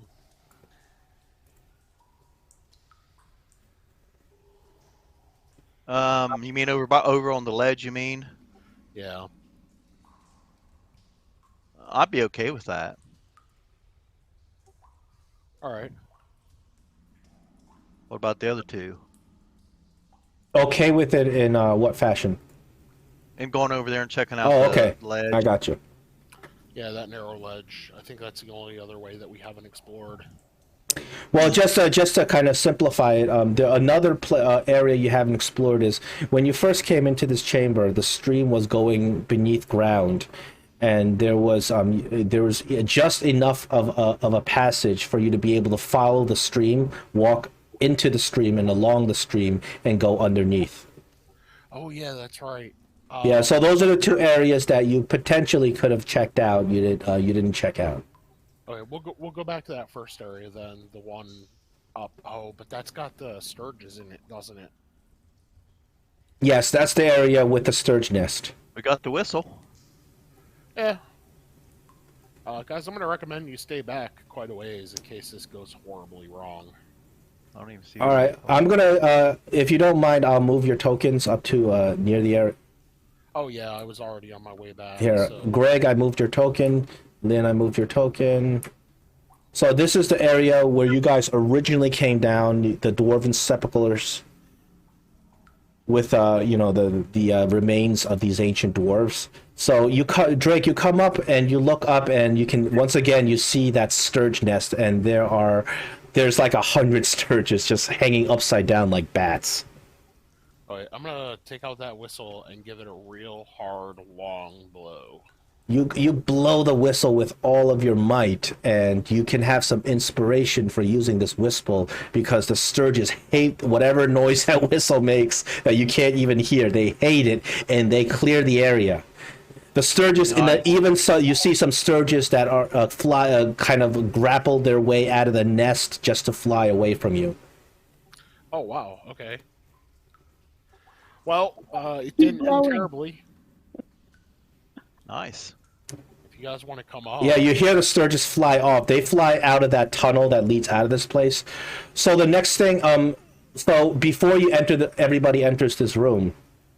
You see a figure walk, and the figure is you're not really sure why, but you can't make out the face of the figure as it, and this is before you even walked into the room. The figure was walking along the stream, and the figure walked beneath the stream into this dark area. Like a living figure? You're not sure. You don't know if this was an illusion, some shadow, some sort of monster. The figure clearly wanted you to see the figure because he turned towards you for 2 seconds and then walked away. The figure was cloaked in some sort of shadow. It's possibly a magical shadow. You're not really sure, but because of that, you could not make out the figure's face, even with your vision. You could not make a clear kind of one way or another. The figure was about, maybe somewhere, I would say, 4.5 feet tall. So with the figure completely submerged in the water, you can see that only its eyes were above the water. So the water itself is probably 4 feet tall. All right. And the figure went beneath this area into the darkness. Greg, do you want to lob a couple of firebolts at the nest here now that the sturges are gone, and maybe deter them from coming back to this place? Sure. You can do that. You burn the nest down, and there are a couple of sturges that are on fire, dying. They flop down on the ground as the nest burns to nothing, to ashes. The elderly ones that didn't fly out? Yeah, like baby sturges, old sturges, sturges that can't get out. Because all the rest of the sturges that were healthy just cleared out when you blew the whistle. Good stuff. Yeah, I feel good about that. I think we follow that guy. How do you feel about this specter that just walked beneath the water? I think we should follow him. Oh, it is what it is. Yeah, I'm gonna follow him. But how fast is this water moving? Water it is moving fairly fast. You do think that you can get inside the water and wade it, so you're not going to get swept up by it necessarily. But the water is moving very, very fast. If you were to lift your feet, you start getting swept up. Okay. I will tie off a rope somewhere along the rocky ledge here if I can find an anchor point, and I'll use that as an aid for wading through this river, so I don't get swept up off my feet. Okay. And then I'm gonna go ahead and jump down in and get all the way down to my shoulders. So I'm gonna let the water come up, almost head level. So yeah, pretty much as you get in the water, your head is popping up, but the rest of your body is submerged. And the minute you jump in the water, a voice comes from the other side. And it's a voice you recognize. You think it's Laertes' voice. And you hear him scream in an echo, "Nothing comes of nothing."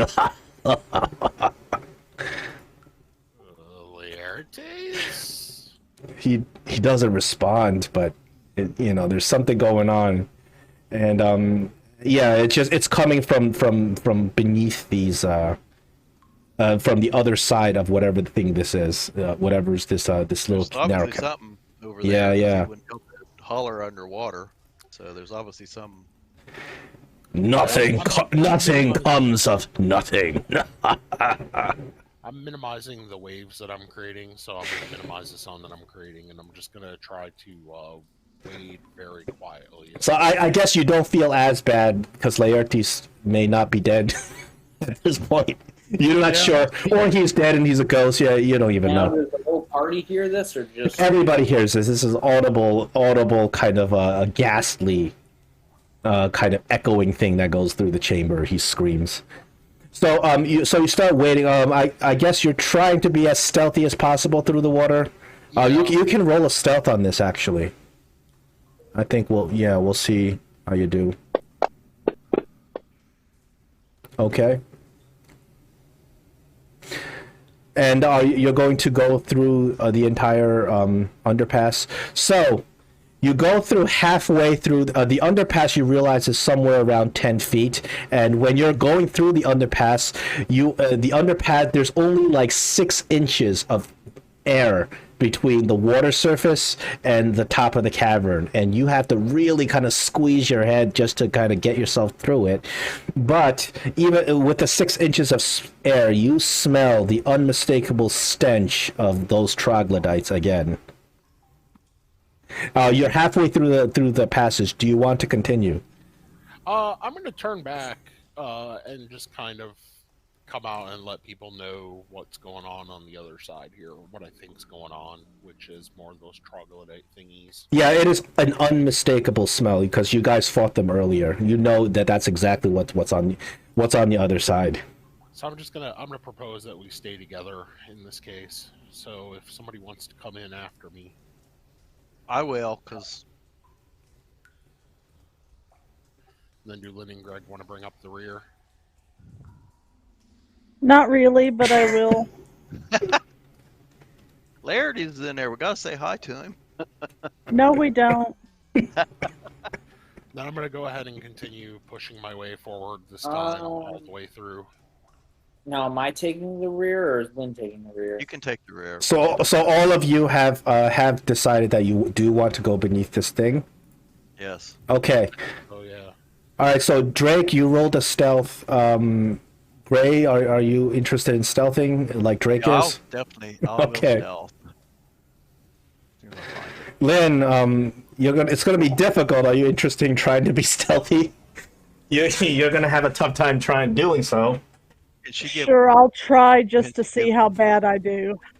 Can she give guidance to all of us? I guess. I think I mean, I'm not opposed to that. I mean, if you guys like take the time to prepare. hey, you're our ranger. You should have pass without trace. I don't have that yet. Aw. It's a higher level. And here's my D4 to go with my at disadvantage still. Okay. Alright, so am I rolling stealth as well? It's up to you. Do you want to try to be stealthy? Sure. Be stealthy and roll some. Yeah, roll you guys are roll- only going as fast as the lead person here, I have a feeling, and I'm going pretty slow. Well, still good idea to be quiet anyway. So Yeah. if we can. Why? Because Laertes is already in there yelling his head off. Well, if they don't see us, then that's even better. Guidance. You don't have to follow Laertes, but if you choose to, we will go ahead and do this. Okay.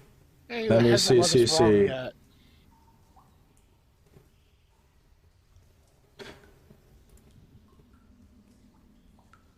The magic number you needed for the stealth was 15. There's only one person who successfully stealths.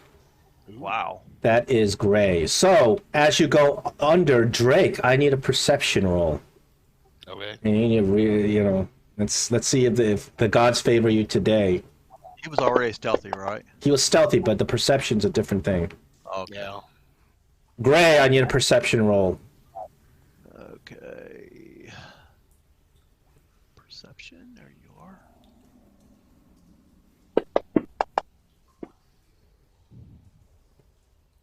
Okay. Lynn, you're not going to make it in far enough to do the perception roll before the action happens. So this is what's going to happen. Drake, unfortunately, both of you fail your perception rolls. Okay. So Drake, you make it in up to here before the action happens. And Gray, you're over here. Lynn, you are inside this underground thing. So I'm gonna put you like you're token like halfway out just so you can see with the action, but you're actually like inside the tunnel. Same thing with you, Greg. So you got Lynn and Greg. You're not in that position. You're actually still in that tunnel area, but you're kind of behind them. And you guys are surprised. Unfortunately, you were unable to see the perfectly camouflaged troglodytes. Although Gray, they did not see you. Greg, Drake, they unfortunately saw you. Yeah. That's fair. And they will get a surprise round, but Gray, you get to act during their surprise round Okay. because you're not surprised. And there are a lot of them.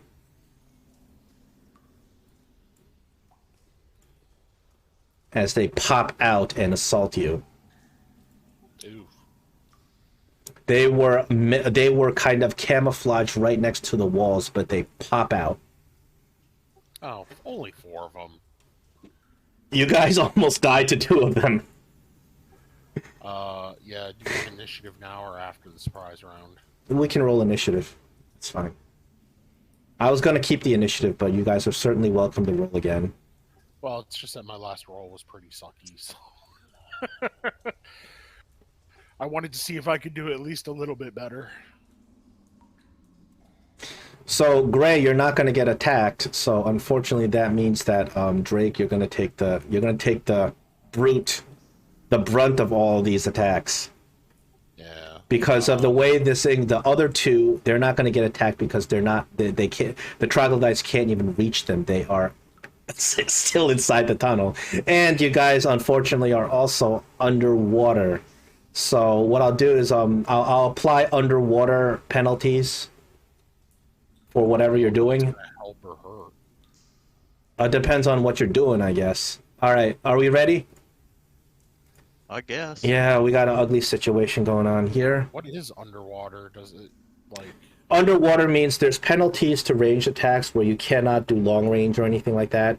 And pretty much any kind of attack roll is going to be disadvantaged underwater, except with like a trident for whatever reason. I guess trident's like Neptune's weapon or something.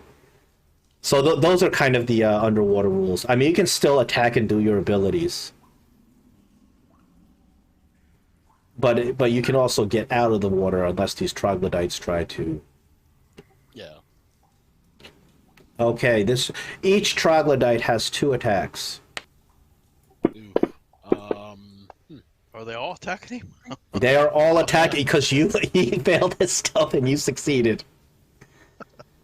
That's all right. That's all right. I can pop shield if I need it. Oh, I'm sorry. I didn't mean to roll damage. Please, let's redo that. Sorry about that. I can pop it back. Yeah, just pop it back up. So that his first attack misses. His second attack is a 17. Are you interested in shielding? That'll pop a shield. Okay, so those 2 attacks miss. Oh, okay. I'm sorry. Gray, please take your turn. You are not surprised. So if I'm still stealthy, can I move out of there without them seeing me? You cannot move through enemies. You can move through Drake. Where to move? Yeah, I move on down the street. Yeah, this is definitely difficult terrain. So yes, you can move through Drake to move down the stream if you choose to. I spread my legs wide open. So let's see. If I move to. Yeah, it's difficult terrain moving along the water. Obviously, you're not gonna. It's not easy to. Okay, so that would be actually. Can I move to there? Do you see where my arrow's at? If you're moving through difficult terrain, you have a total of 15 feet. Oh, wait a second. You have 40 feet of movement, right? No, I don't think so. If you have 30 feet, yeah. I So got 30 feet. So the entire movement would only be max of 15 feet because this is all difficult terrain. Now, if I move up to this square right here and I get up on the land. Yeah. Then it's no longer difficult terrain.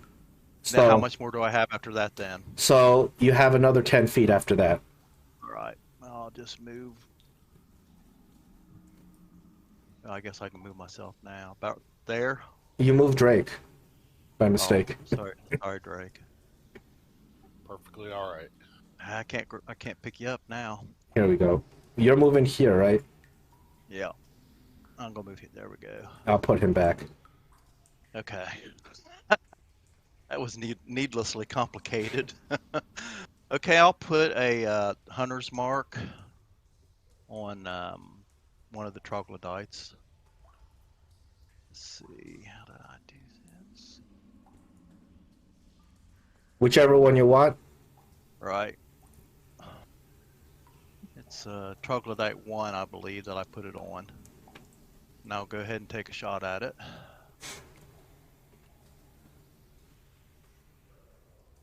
That's good. And damage. And it added, and... That's good. You take out one of these troglodytes. Oh, nice well, hit. darn, I guess I don't get to use my swarm. Okay. All right, so this is the situation. I had that troglodyte attack, surprise round stuff, and you had a turn. I actually had that number 1 troglodyte attack, so this is what I'll do instead because I made that mistake. I will only have 2 of the other ones attack. That's fine. Yeah, I think that's the most fair way to do it. So, continuing the surprise round, troglodyte number 3, and also that troglodyte attacked without advantage, which was supposed to be advantaging. So, here we go. Here's the first attack. Does not break your shield. Second attack. It should reduce some of the incoming damage. Second attack does penetrate your shield, so you get a little bit of a nash from this guy. Yep. Okay, and troglodyte finally, this troglodyte will get his attacks.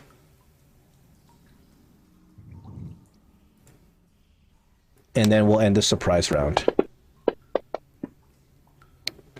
That one's gonna break your shield. Yeah. Bit of a nash on that one, and one final attack from him. That one's gonna break your shield as well. All of them hit. All of them rolled better than a 15. No, there's no. The first one guy missed. Oh yeah, I'm saying Yeah. all the other attacks hit with 15.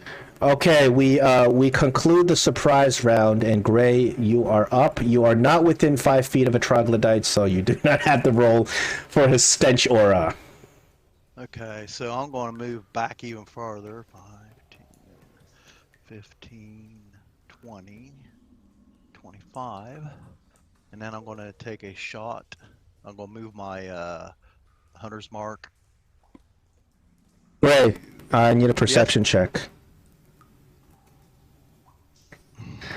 As you move over there. Okay, that's fine.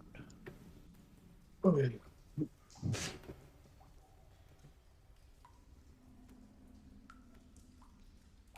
Yeah, make it good. Whoops. Yep. Hold on. I gotta roll their stealth. Their stealth is astronomically high. Oh, but they didn't roll. Greg, you are Gray. You are very, very lucky. You spot, as you move over there, you spot 2 more troglodytes.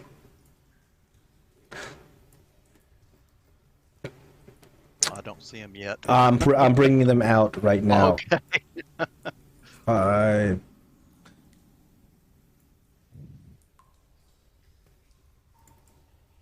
Two more troglodytes on the other side of the stream, down below.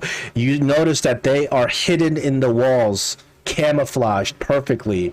But they open their eyes, these yellow eyes glowing at you. They are interested in coming at you and attacking. But now, please complete your turn.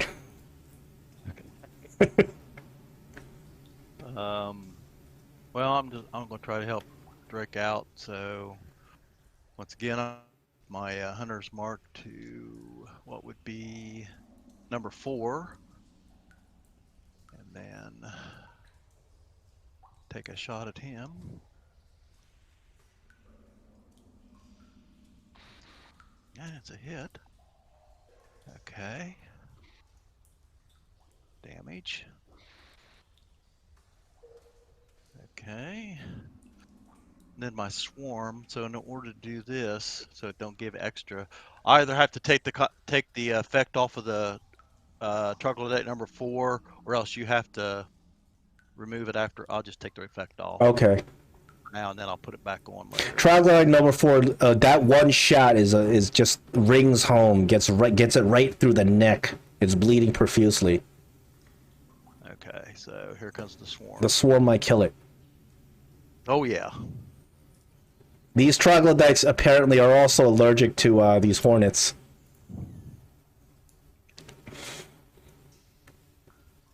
Anything else on your turn? Bonus action? 5, 10, 15, 20, 20. I still should have 5. I'm gonna move up forward one more. Yeah, once you notice these Okay. Yeah. these guys in the south. Okay, so now it's troglodyte number 6's turn, down south. Now I don't think it can reach you. Let's see. Let me calculate how far it can get.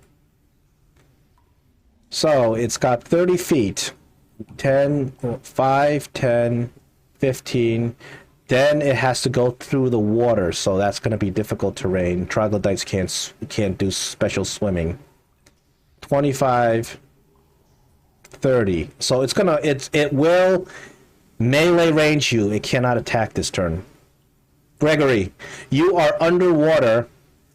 You are behind Lynn, still going through this stream. But you know that there's stuff going on the other side. You can hear it, and the stench is getting real strong. All right, but I know that there's 2 troglodytes there. You know there's troglodytes on you. You know they're already fighting, but but you're still underwater right behind Lynn. You can move through Lynn if you want to. So I'll move here, and I'll see the 2 troglodytes there. You are underwater, so if you do like a firebolt, it's going to be underwater rules, which disadvantage. You're not really supposed to do. Actually, if you raise your hand above the water and cast your firebolt, I guess you could cast it, but it's disadvantage. Say, like, You always have magic missile too. Magic missile obviously will bypass any of that stuff. I was gonna say, well, it depends on the components of the spell, like the verbal, somatic.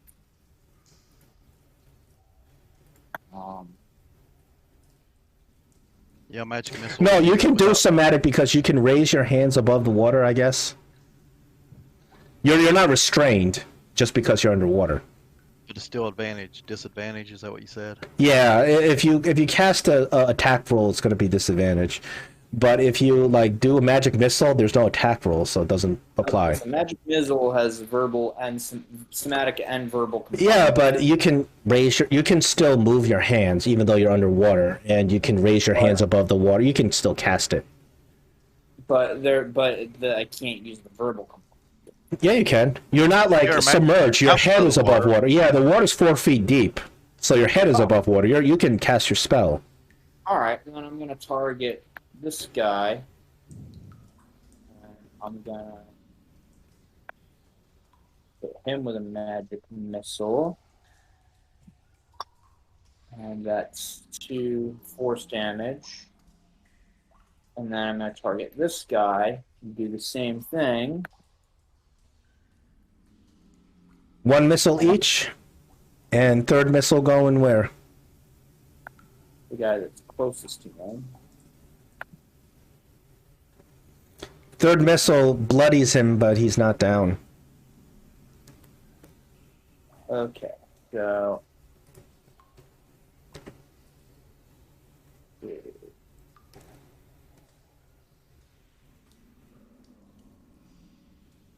you know what? I'm gonna stay in the water. So I got the first level slot. Do they get attack advantage if you're? They do. They are within. They are within 5. They're within 5 feet. They get an opportunity. I don't think they get advantage or anything just because you're in water. There's no rules that specify that. They got advantage on Drake because it was a surprise round, right? He didn't perceive them. Yeah. Okay. Neither did you, but you were stealth against them, so they didn't even attack you. They're very difficult to perceive. They not only do they have extraordinarily high stealth, camouflage skin, advantage on stealth checks. But you guys can smell them in the vicinity. It's obvious. It's hard to really actually see where they are.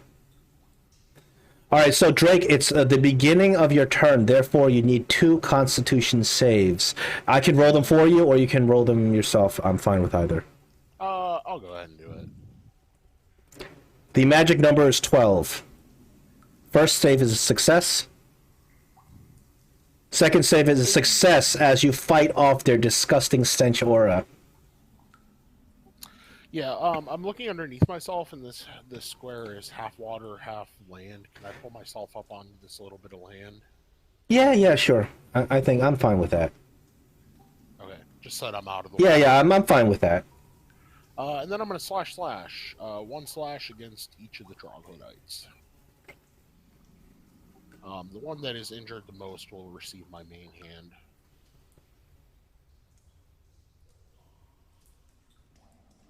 That one gets hit.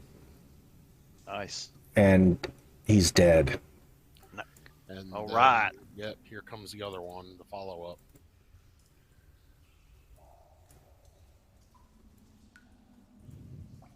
That one is hit. Oh. Injured badly, but not dead. Ugh. For 1 point of damage. But because I hit him, I can move away from him without provoking an opportunity attack. But I imagine it was probably like probably half my movement to get out of the water. Like kind of the same as standing up. About 5 foot. Oh, 5 foot is what he charged me, I think. I mean, I was double. He charged double, so 10 foot. Treat it as being prone, so it would be like getting up from prone position, which would be half movement. All right, I'm only going to move like 20 feet anyway.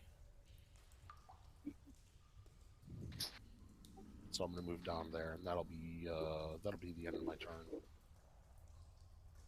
Okay, this Troglodyte number 3, is right next to Greg, so he's going to take his opportunity to try to kill Greg. Oh, I'm seeing more Troglodytes. troglodytes now. Munch him up and eat him. Gray, you're in Yeah, a bad somewhat. spot. Ooh. Use my reaction to pop a shield. Okay, that attack does not hit. He does have a second attack, however. That attack also does not hit. You shield off his Yay. assault. Good job, Greg. So, that you already see him because I mistakenly put the vision up. You guys are not surprised from these troglodytes because they crawl out of this big pile of rotting stench and garbage. That's troglodyte number 7, and it attempts to kill you. You still have a shield on, right? No. Oh, your shield went off. Yeah. He misses with his bite attack. He's going to try to claw you. He misses with his claw attack. Now we are down, bottom of initiative. Lynn. Okay. I'm not sure exactly where I am in there and how much movement. You're about 5 feet back from where your token is. Can I get to here up on this ledge without getting into... You're going to get an opportunity attack because you have to go through Greg, and then this troglodyte's going to swipe at you. Okay, I will take that. Okay, I will give you a claws opportunity attack.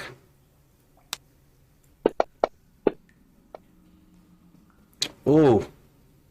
He's going to land it. Wow. He must have rolled well. Oh, I'm sorry. You're not even seeing the rolls right now. There we go. He does 5 damage on you. He rolled a 21. Oh, wow. All right, Lynn, continue your turn, please. Okay, so I'm going to move a little bit farther.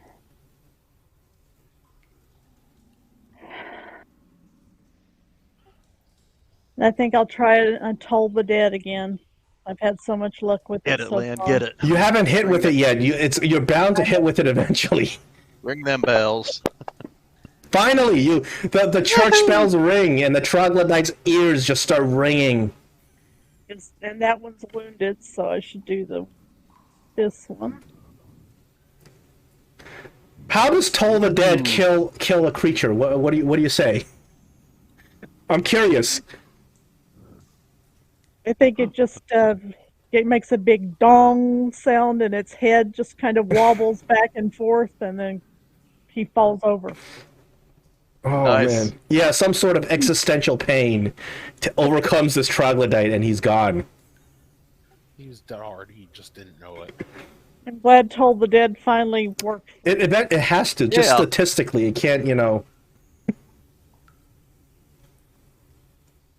All right, troglodyte number 5. I don't think has enough speed to get into range for anybody. But 1, 2, 3, 4, 5, 6.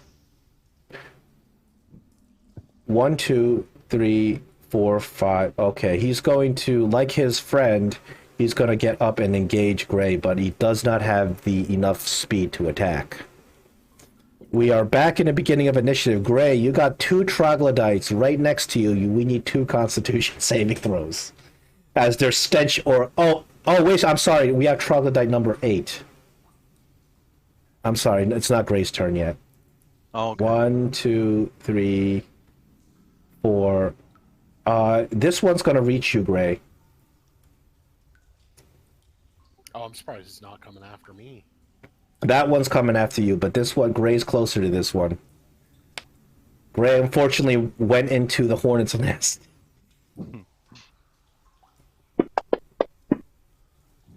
And in order to reach you, it has to take an opportunity attack from Gray, probably.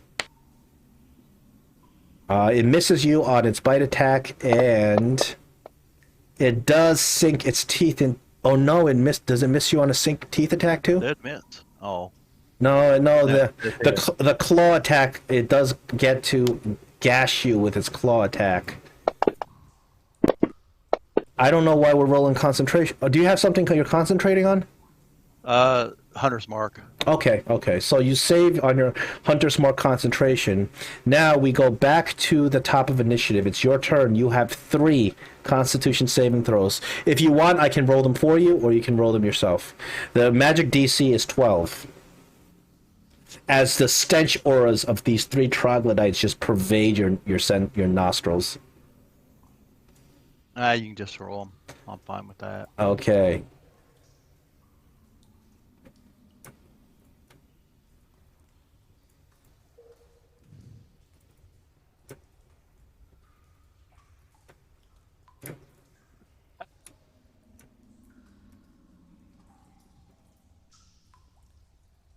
Oh, you failed the first one. Missed one.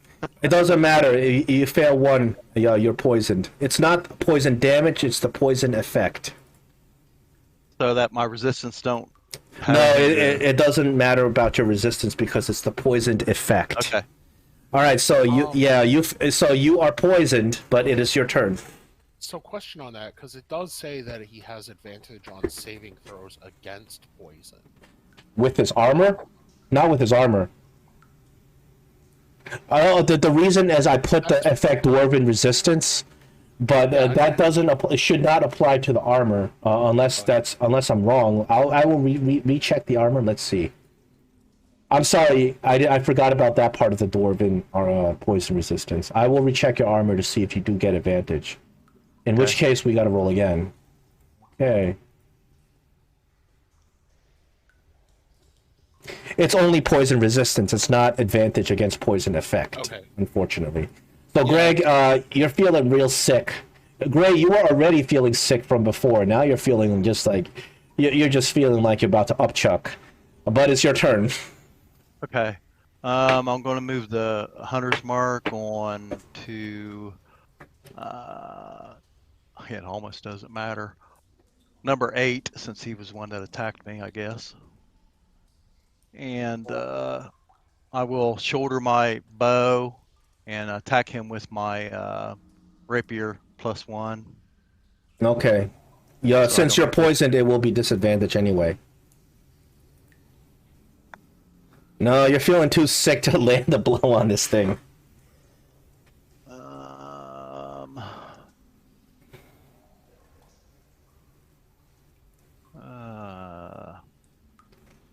Yeah, they got you in a tough spot, ready for opportunity attacks if you move too far from one of them.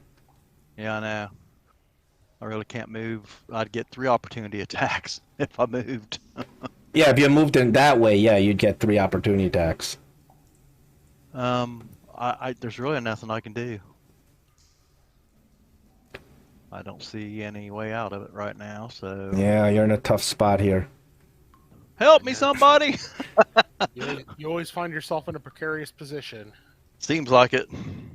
This troglodyte number 6, it will attack you, but it's going to move over. These troglodytes know that their stench is a weapon, so it's going to move over here, inching closer to another character to spread its stench, but it will continue to attack you.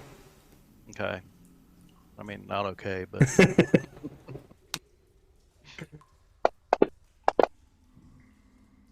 That one's gonna hit. That one's gonna hit. It bites you for... Okay, minimum damage. And you save, so that's good. Then it's gonna try to claw you. That claw misses. And it's going to... No, go ahead. Yeah, it's gonna... It'll stay right there in that spot. Okay. The save was for my concentration. Yeah, right? for Hunter's Mark, and you succeeded on the save, so you're fine. Gregory, it's your turn. All right. So You got a big mess going on over there. Help a brother out, Gregory. now, if I go from where I was to over here, how much move would that have used up? I think that's like 10 feet because you move through difficult terrain.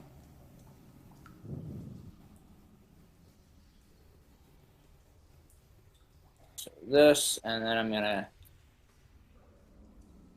I don't know if I should target 3 of them at once or if I should target one at a time. So let's see. You know what I'm gonna do?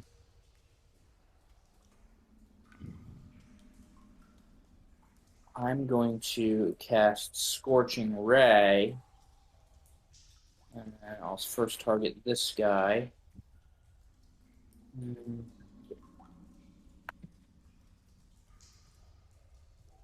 That's a hit. That hits and does. Oh, minimal damage. Oh man. And then I'm going to target this guy and do likewise. That's another hit. Get him. Okay, modest damage. And then last one, this guy. That's a third hit. It's an excellent Scorching Ray. Get some big damage. Big damage. Once again, modest damage. All right, and then that's a second. Oh, All right, great. So you've And that's my turn. luckily you've hit all three of them, damaging them modestly. Drake's turn is up. Beginning of the turn, you do have a Constitution save, but you get only one because there's only one Troglodyte aura in your vicinity, and you make it. I'm good with that. Yep. Oh, it's probably suboptimal, but I'm going to go ahead and do it because I haven't done it in a while. I'm just going to take a step forward here. Jumping right into the thick of it. Yeah, and then I'm going to cast Sword Burst. Okay, let's see how you do with your Sword Burst. I believe we have 2 failures and a save. Yeah, and that's going to be for the ones that failed. A modest amount of damage, but not quite enough to kill any of them. Then I'm going to use my bonus action and Misty Step.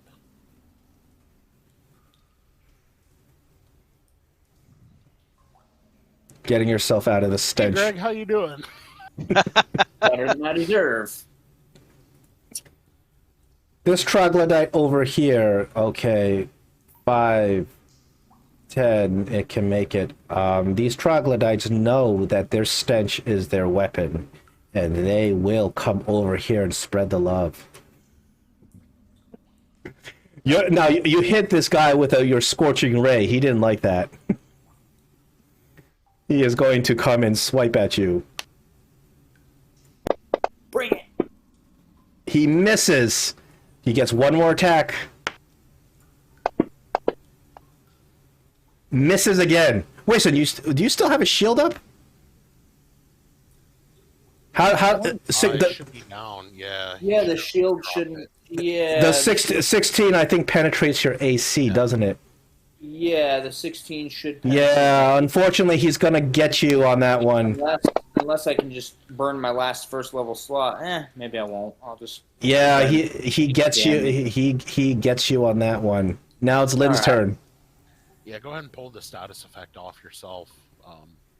It should. Normally it goes off by itself. Yeah, I don't know why it didn't. Yeah, it's not though for some reason. Yeah. Maybe it's because I didn't cycle through the whole round. That could be it. Because it cycled AC 5D1 for which to last a round, and for whatever reason I jumped through the initiative order and didn't cycle through it. That's probably why. Okay, for spiritual weapon, it says that the casting time is 1 bonus action. Yeah, you can cast your spiritual weapon and have it attack on the same turn. But can I also cast Toll the Dead as my action? I believe so. Yeah. Yeah, Yeah, spiritual weapon. As long as Yeah, it's because Toll the Dead is a cantrip, so you're allowed to cast that plus a spell on a 1 turn. So you can cast both of those on the same turn, and the spiritual weapon can attack. So the spiritual weapon's a really good spell, very popular because you cast it and it even attacks on a turn, and it can't be targeted. Start out with the Toll the Dead on the one attacking. He fails Gregory. again. Your church bells are doing great. Oh my gosh. And that one is wounded, I believe. It's already wounded, yes. Now it's badly wounded. And then I will cast the spiritual weapon off my slot. A big, shiny, magical mace just materializes. Right there. And you can have it whack one of these guys this turn. That one does that. I'm not sure if that targets it or not. The spiritual weapon itself does not have like any attack rolls, or so you have to roll some sort of attack with it.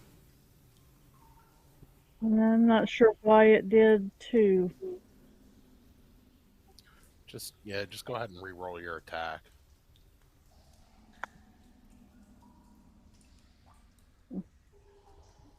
Unfortunately, it misses. Okay, and that's it for me. This troglodyte over here.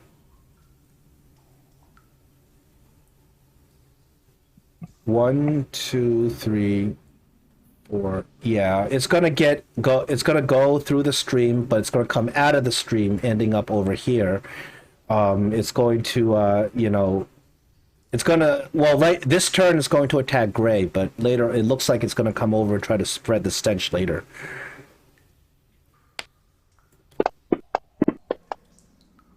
Oh, it was on a 3 for a second, and it rolled over to a 17. That's gonna get you. Oh, and your concentration drops from the relentless assault of these troglodytes. Second attack on you is also a hit.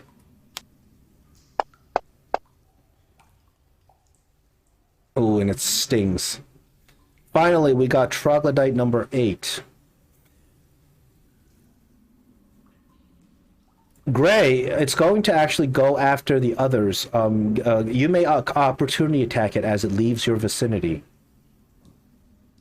Which one is it? 8. It's on your right. Right. Because these troglodytes love spreading their stench. Oh, you might kill it before it even gets get it out. Yes, you kill it before it is even able to move. Sweet revenge! Okay, now we are on the top of initiative. Gray, it's your turn again. The poison lasts for 1 round, but you got to re-roll those the Constitution save. Again. You can do. I will. Okay, how many? I'll roll it for you. It's 2 Constitution saving throws for you. Okay. First one is a success. You stave off that poison, so right now you are not poisoned. It's not affected on you. Okay, you're good. Good rolling. Let's see. I will recast Hunter's Mark and put it on Troglodyte number 6, I think. Heavy, yeah. All right, and take a swing.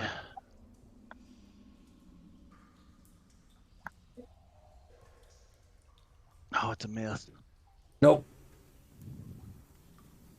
Okay, well, I'd still take 2 attacks if I move, so I'll just hunker down and hope for the best. Okay, Troglodyte number 6 is going to return the favor. He's going to attack you. First, he tries to bite.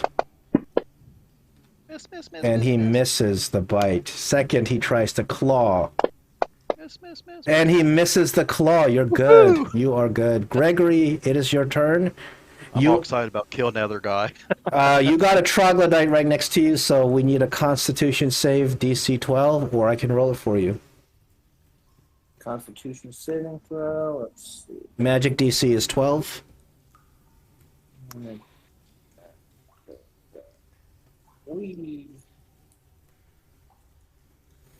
Unfortunately, you fail the Constitution saving throw. The poison seeps into your nostrils, making you feel nauseous. Alright, so I'm under the poison condition. Yeah. Okay. So. Let's see. Well, being that I'm in melee range of this weirdo, I'm going to give him a good whack with my quarterstaff. Oh, it's difficult for you to get a good grip on that staff with being poisoned by its Yeah. horrific stench. Alright, so I'll just end my turn. Drake, Constitution saving throw at the beginning of your turn. You're good? 19. All right, I'm gonna just whack this guy to smithereens. Get him, Drake. And off. That's a miss. But the offhand seems to hit, yes. Woohoo! Offhand, you do stab him, but it's not enough to kill him. And then I'm gonna Zoidberg out of here.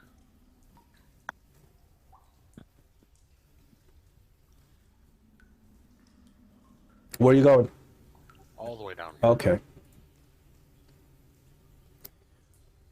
You get there and you notice that there's a crudely made kind of a barrier right next to you, that's blocking off one of the passages. Oh, okay. Is that this closed door? Yeah, yeah. It's not really a door. It's just like a bunch of sticks. Okay. Good thing to note. And that's the end of my turn. Troglodyte number 7. It's going to move. It's going to position itself so its stench can affect both of you. And it's going to continue what it was doing before. It's going to bite you, Greg, for a good miss. And then it's going to attempt a claw on you, Greg, for a horrible miss. It drops its stench for a turn, I guess. That's how badly it missed. Okay, that's 7's turn, and now it's Lynn's turn again. He lets out a little toot, and it smells like lavender. The stench starts smelling nice for all of a sudden. But I still have to make a Constitution saving throw? Yes, that troglodyte especially just kind of positioned himself so you can be part of his lovely aroma. Oh, you are unfortunately poisoned. I'll put the poison effect on you for a round.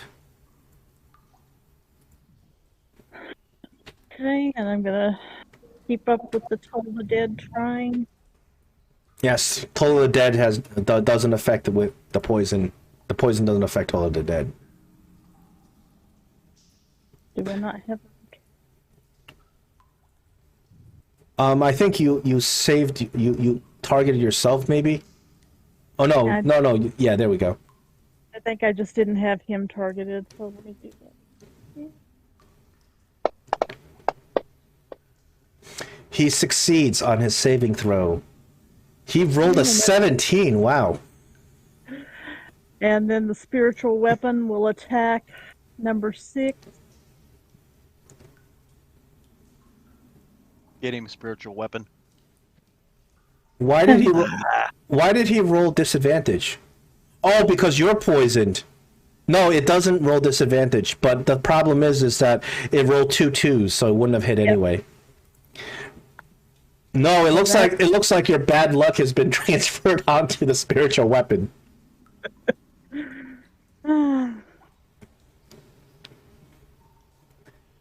Troglodyte number 5 is going to continue to go to town on Gray. That is a miss. And its second attack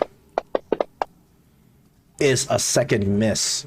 We got very good rolls for you guys. Gray, it's your turn. 2 Constitution saving throws. I will roll them for you. Here you go.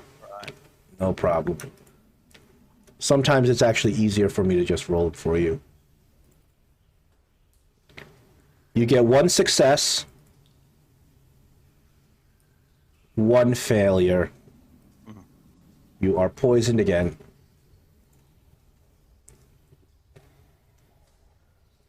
Okay, so the Hunter's Mark should still be on number 6, I believe. Yes, it is. So I will. If I take my inspiration, could I roll just a straight roll? That would cancel out your disadvantage, yes. Okay, I'm going to do that then.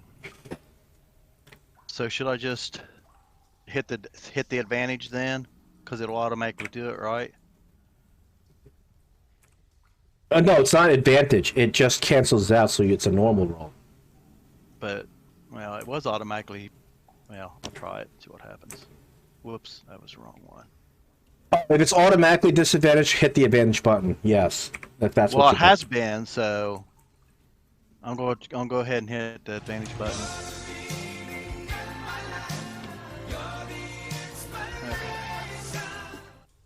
It should be, yeah, it's only one roll, good. Oh, unfortunately, that still misses. It says hit. Oh, it hit? Yeah. Yeah, it was 11 apparently hits him. 11 is its armor class. Yes, that's a hit. Okay. Well, Because I saw a 5, but I didn't realize that Rangers have very high attack bonuses. That kills him. He's gone. all right. I can't do it. Oh, I can move myself backwards 5 feet with the swarm, so I'll do that. Okay. Oh, yeah, yeah. So you attack it, even though it's dead, you attack with the swarm on it and use the swarm's ability to move you. Yeah, I can move Okay. myself Yes. 5 feet without getting an attack. Okay, So I'll just move back 5 feet and end my turn. that's good maneuvering. Gregory, once again, you are in this stench. So Constitution, DC 12. Yeah. Constitution saving throw.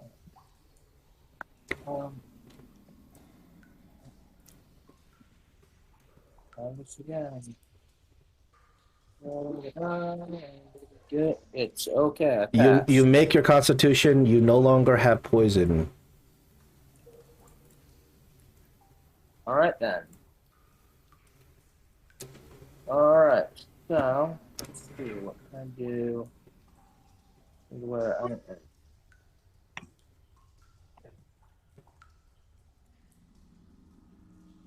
going to.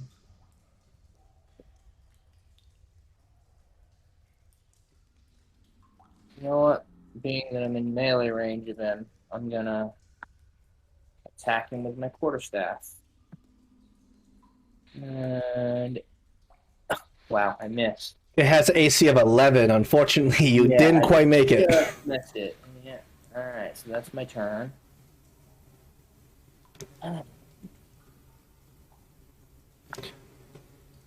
We're up to Drake. Come on, Drake. You guys have whittled down these troglodytes to 2. Yeah, I'll move up 20 feet and slash. Get him.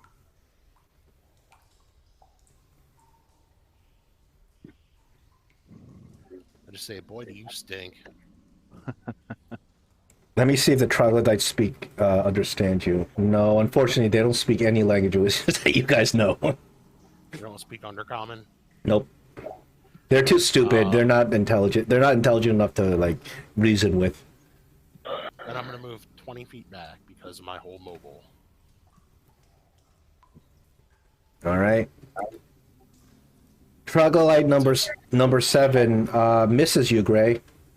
It's coming back at you.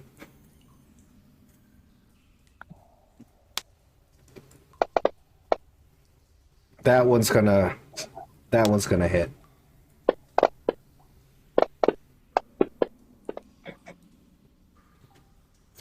And he's got one more attack. That one's also gonna hit.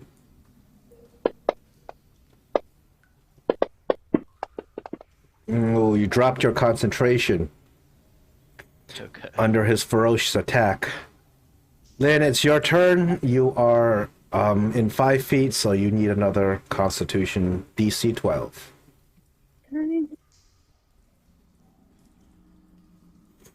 Oh, you got it bad. You took a nice whiff of this troglodyte's poison right into your face. Oh man. Cough, cough, cough. Your disadvantage should not apply to your spiritual weapon, so, you know, that was just whatever. So, the spiritual weapon should be fine. Well, first I'll try Toll the Dead yet again. He fails. He failed your Toll the Dead. Bong. That kills the second Troglodyte with Toll of the Dead.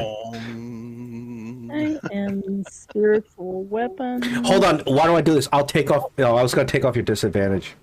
So, well, you would have hit either way, so it doesn't matter. Oh. It does do minimal damage on that guy, and this guy's That is still. the story of this party right there. If you do manage to hit, you do min damage. Yep. All right. He should not be getting us another turn right now because he just attacked Gray. Yeah, I did. Yeah, what happened? Okay, no, I'm gonna go to your turn, Gray. Oh, okay. Well, There was Well- there was a mix up in I think the token numbering or what's that? It's your turn. okay. Well, I'm going to. Let me get my glasses. You're gonna roll a Constitution save first. Okay, you can go ahead and do it. I will roll it for you. Target you. Constitution save. You are poisoned again. I think you've been poisoned every round. Well, I saved I saved once or twice. Well, you also had to roll a lot because you were surrounded by them. Yeah, that's true. I think I'm going to take the disengage action. Okay. I'm pretty close to dying, so. You can come over here and hide by. So after disengaging, you got 30 feet. So that's 10 feet to go across the water, but after that is 15, 20, 25, 30. all right. You're good. And it's Gregory's turn. One left. He looks pretty healthy, though. This guy. Alright. Yeah, He looks pretty healthy. he looks pretty healthy.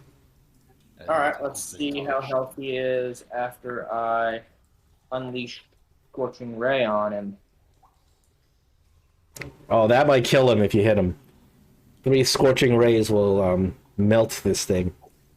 Let's see. So, first attack. Woo! Crit. That alone might kill him. Alright. Yeah, that's Woohoo! That one hit destroyed him. Nothing but ashes. Yep. You got 2 scorching rays to and nothing to hit. I just burn his corpse until there's nothing but ash and bone left. All right. That was Basically- fantastic. Basically, that thing. Cremated him. There's literally nothing left of that troglodyte. I just unload all my scorching rays on him until there's like literally everything, every bit of its body is just burnt to nothing. Since we're out of combat, I'm gonna go ahead and pop my false life. Okay. We should probably be taking a little break now. Okay. Yeah. So we'll take. That We'll feels take. good to me. All right. So continuing on. You guys kind of take a look around this cavern now, and after kind of the dust settles and the troglodytes go down, you look up. The ceiling is about 30 feet overhead.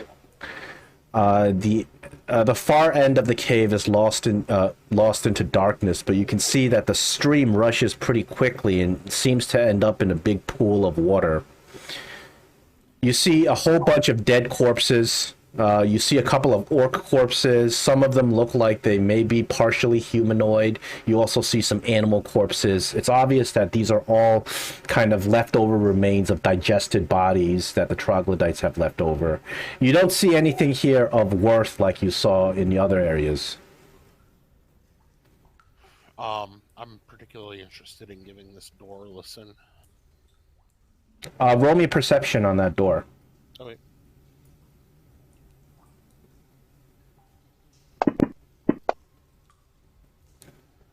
On the other end of the door, there is a lot of hissing and growling. Very, very akin to, you already understand, is the troglodytes kind of yelling to each other. You're pretty sure there's several troglodytes behind there. They're not. They don't seem to be kind of coming and opening this. It's not really a door. It's just a bunch of sticks like propped up and made into a barrier that can easily be taken down. I think they know we're here, and there's more of them. So we should probably ready ourselves in some way. Well, I need to get some healing or something. I'm like 5 away from kicking the Okay. bucket. Greg, your shatter would come in really nice once this thing does open up. Yeah, and I believe I do have a second level spell slot for that.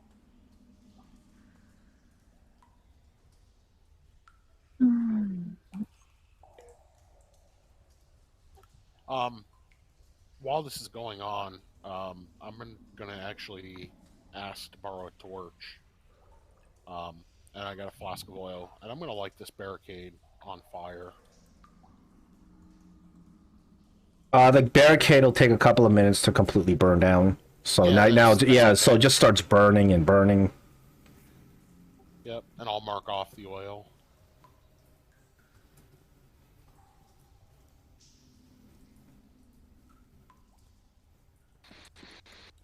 But I would rather have them coming to us. Thanks, Lynn. Thanks, Saloon. Thanks. So although the barricade is burning, it's not like smoking anything out in the cavern or anything like that. It's just a half the smoke goes up into the cavern you're in. You know, some of the smoke goes inside, but doesn't seem like anything's coming out the other end. So if you guys take a couple of minutes, eventually this barrier will burn down, and you can see the other end of this chamber. Yeah, that's more what I'm interested in. So Right. So you look into that chamber. And it's really disgusting. It's real messy. There's even more of those desiccated bodies left all over the place.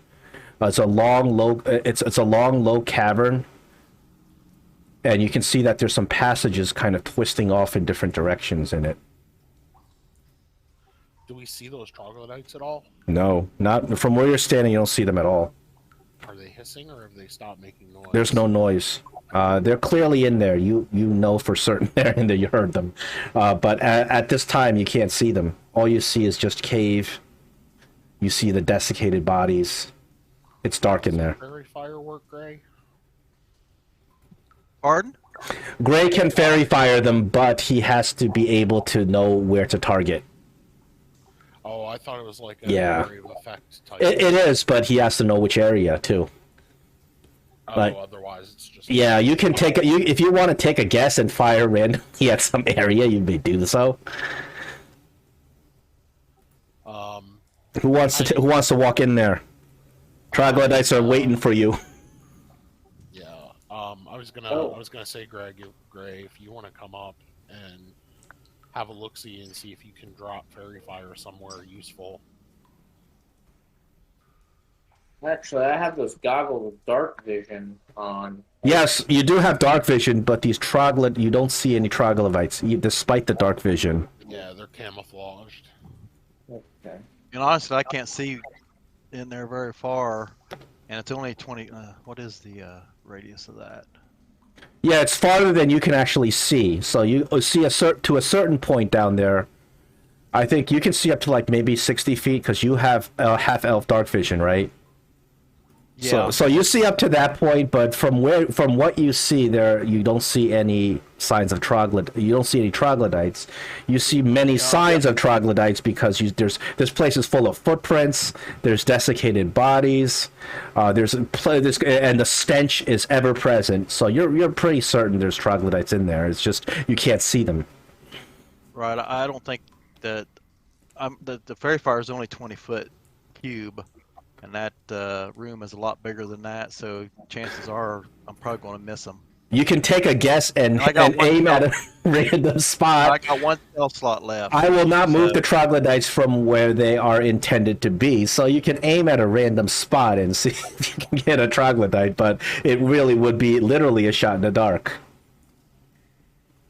Yeah, Drake. I think it would. I think I'd rather save my slot for a hunter's mark. Okay.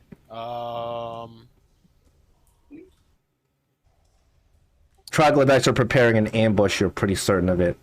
How do you wish to Oh yeah. proceed? Well, they probably already have their ambush set up. Um. You know what? Screw it. I've got some. Hold on a second. I gotta read the other description of the other thing.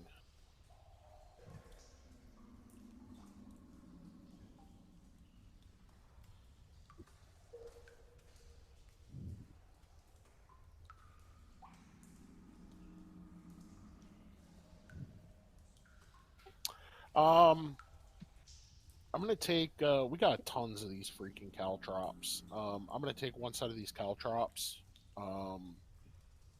which cover a 5 foot square. Yeah, mark off where you want to place caltrops, so in case I have anything move through it, I'll apply it. Yeah. I gotta double check that though.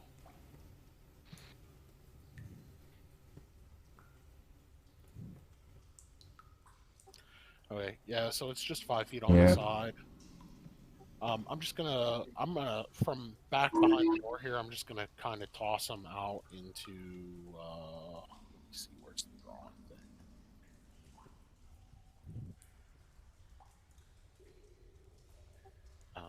How do you draw on a map? You have to do pointers. Because I don't know, or you can right click and do drawing. Yeah, but when I bring up drawing, it doesn't give me any options other than to exit drawing. Yeah, Oh, if there. you click on that little feather up on the map, you can draw like I did there. The feather?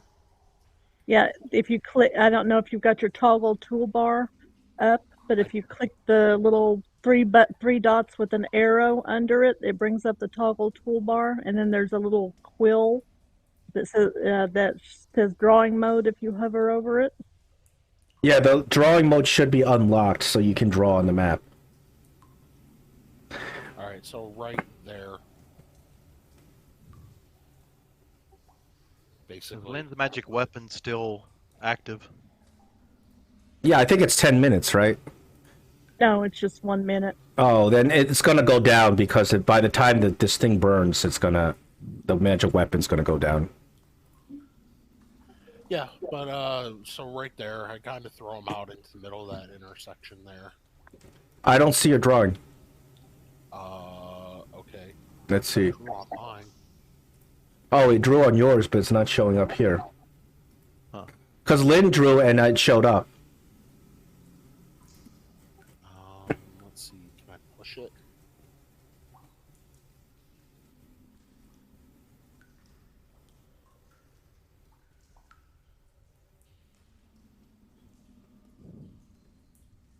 Yeah, now I see a little dot that you made. I see a little square you made. But those are pointers as opposed to draw. So you're gonna throw them over there. Yeah, I'm just gonna toss them out over there. Without entering the room. Yeah. Okay.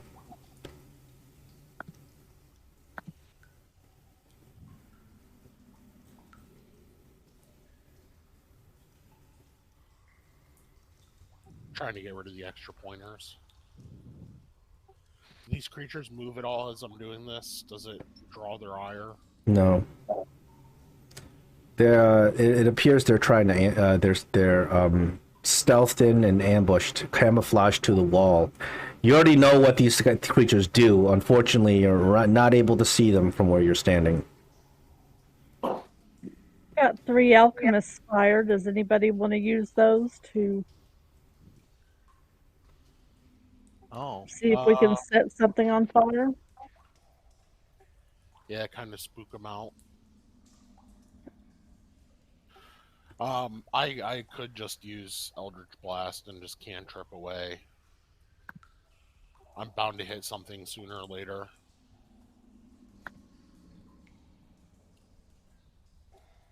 Yeah, I'll do that. I'll go ahead and I'm just gonna start Eldritch Blasting the sides of the passage that I can see here. You spend like 10 minutes. Eldritch blasting everything, every surface you can see from there. Doesn't do anything. It causes a lot of like debris falling all over the place, but you don't hit anything that seems to be a creature. Oh, that sucks.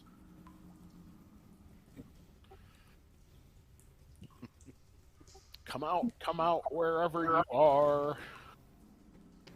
Fortunately, they don't understand you, so you can't really taunt them in this way.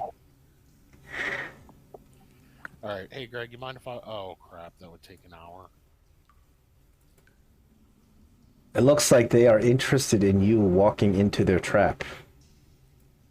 Yeah, I don't particularly care to walk into their trap. Any thoughts? Hmm.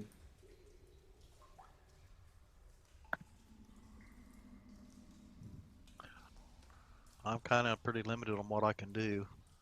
I mean, we know they're there. They know we're here. Either they want to fight us or they don't. I know they want the upper hand, but at some point, they got to realize that we're not taking this bait. Well, why are we? Why don't we go back and go up that long stairway, and we don't have to kill everything that's. No, but they could follow us, and we would just have to deal with them later anyway. Yeah, but then it would be on better terms. It's up to the group to decide if you are walking to the Troglodyte trap. You want to just leave it and go to the go down those steps. What are you seeing over there, Greg? Or Greg? That's what I'm looking. Oh, okay, Greg. So you get over there, and what you see is a big pool, and the pool seems very deep. So it's like something you'd have to swim if you'd get in. Now the stream, as it pours into the pool, gets deeper and deeper, and the pool itself is a very kind of deep. It's like a big kind of pond.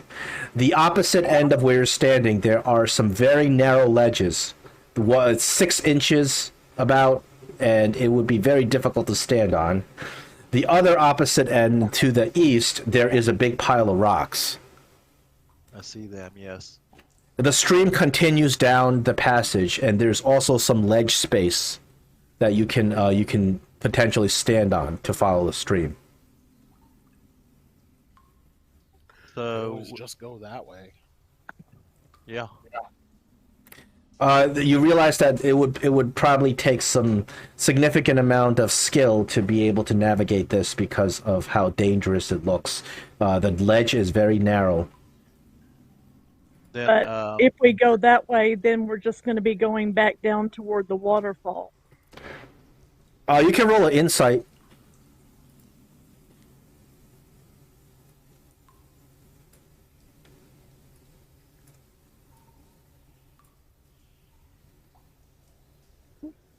Oh, roll one. Why not? I don't know why that did 2. Oh, disadvantage. Why is it disadvantage? You're not. I'm No, you're no longer poisoned. I'm sorry. I'll take a 17 instead of the. Oh, I'm sorry. You don't even see, but you rolled a 1 and a 17. I'll take the 17. Yes, you do GPS it in your mind, and you realize that yes, this stream does pour out to the other end that you've already been, just from your deductive reasoning of where the stream's going to go. I'd kind of like to confirm that, though.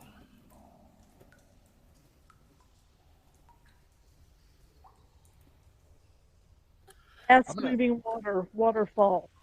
Yeah, I'm gonna just suggest that we all kind of step back away from this door for a bit.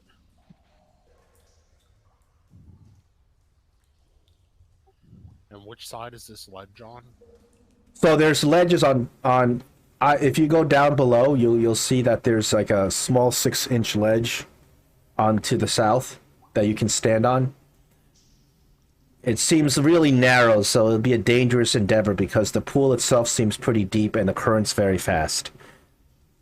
So if you inch along that ledge, you can probably use that ledge to get to the other ledge to opposite of you. The other ledge is a little bit wider. It's about 2 feet. Oh yeah. Ah, heck, I'll do it. I'll go across. Okay, I need an acrobatics to inch along this ledge. All right. You want to tie a rope? Let me tie a rope to you in case you fall in. Yeah, that sounds good. Okay. Meanwhile, guys, I wouldn't be hanging too far towards the back.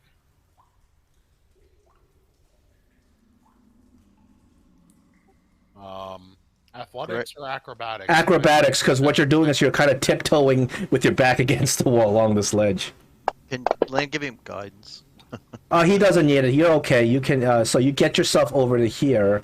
I have to shift. So you get yourself over to here. You're on the edge of this ledge.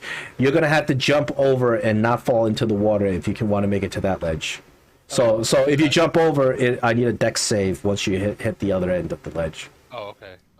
So jump with the deck save. Yeah. The jumping you can do, but the dex save you have to do afterwards. So to catch your balance. All right, you're okay. You jump over, and now you're on the other end. This is about a 2 feet wide ledge, so you can move comfortably. But still, it's a bit of a squeeze.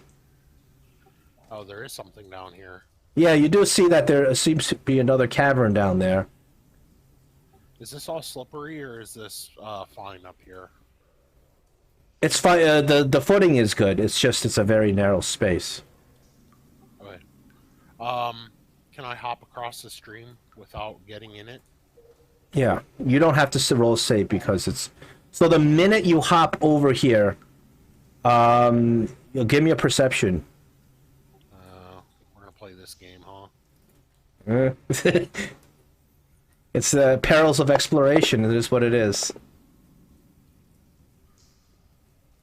You do see that a huge creature comes at you. It does get an attack on you, but you can you do not get surprised from this creature. Okay. So the minute you hop across, a massive lizard flies out and attempts to bite you. Ew. And it is going to get an attack on you, although it is not going to get opportunity attack. It tries to bite you. It's as if it's a readied action. It does hit you with the 15. All right, so you take the damage. Yep, go for it. Oof. Second, you are grappled as it's got its mouth around you, biting around you, and we are in initiative now. Unfortunately, the rest of you guys are on the other side of the cavern. Yeah, If she wants to roll, or I'm looking back, and the furthest I can see is about 20 feet behind me. Well, I guess if the commotion that this lizard makes in grabbing you, I think at least alerts everybody else that you guys there's something really bad going on. They may not be able to see what's going on, but they realize that you're in a troubling situation, and we are up to Gray now. Is first of all, I still have the rope on him. Can I try to tug him back? Yes, you may. But if you pull him, he's going to go into the water. But you don't know that, actually. You can't see. So you can just pull on the rope. The rope's like 50 feet, right? Yeah. All right, why don't we just do a strength on the rope, and I'm going to contest it against the lizard's strength because it's got Drake grappled.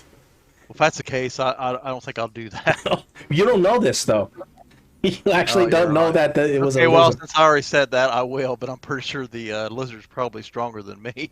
I would guess yes, but Always roll but the one. thing is that would be metagaming because you don't know what the lizard's You're right. You All right. really do not know.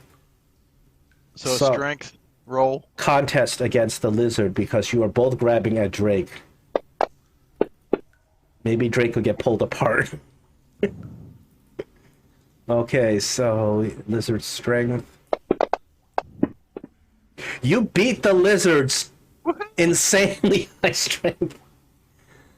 Drake, you get grabbed backwards, pulled on the rope into the water, splash, and you get pulled over here. Okay. So when that happens, you get pulled out of the grip of the lizard. Yep. Giant lizard. Gray, that will be your turn actually. Okay. Is Gray Unless, still do you want to protecting move? poison? I think I'll just stay right here. Okay.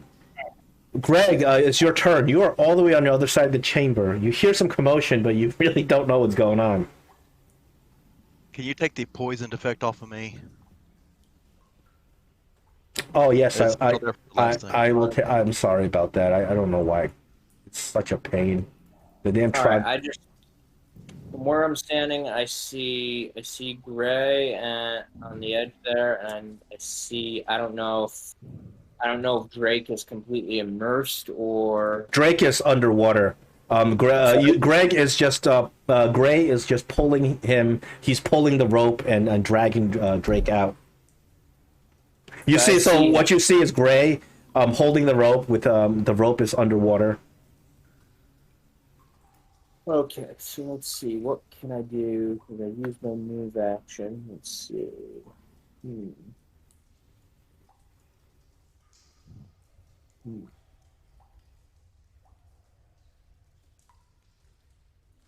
know what? I'm gonna use my main action to dash, and then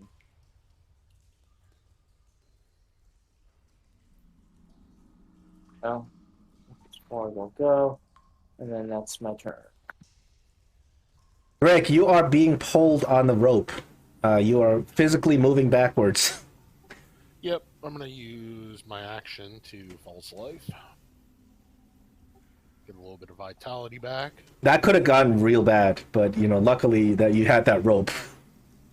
Yep, and then I'm actually gonna try to pull myself back towards Gray since we have the rope here. Okay, so I will double your rate of movement. In that case, you can move back as if it's difficult terrain, pulling back on a rope. So, You have to go directly. I got Yeah, 40 feet in so movement, just go directly towards Gray. All right, next turn I'll let him pull. You can. somewhere around Next here. turn we'll pull you up. That's it. It is the lizard's turn, and you guys hear some screaming, some scuttling, and you hear you know what? I need an insight to see if anybody can recognize what exactly you hear. I think that I will accept insights from Drake. You can't hear. You're under. You can't hear it. Yeah. No, you didn't see this thing. You didn't see.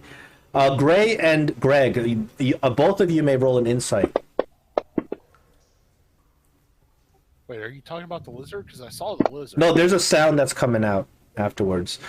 Gray, you think that you heard a chain snap taut. Oh, huh. That's interesting. I think. Yeah. I think the, No, Drake, you did not see the any chains when you saw that when the lizard attacked you. I think I heard a chain snap taut. So maybe we can ask Drake when he gets up here what he saw over there. Yeah, because you guys don't even know of the lizard. Lynn, there's some stuff going on down south. You know that. 20, 25, 30.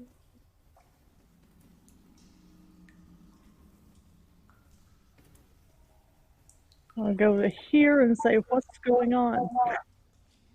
Giant freaking And then Gregory lizard. just goes, well, Gray just apparently heard a chain snap taut, and Drake's underwater, and we're pulling him up.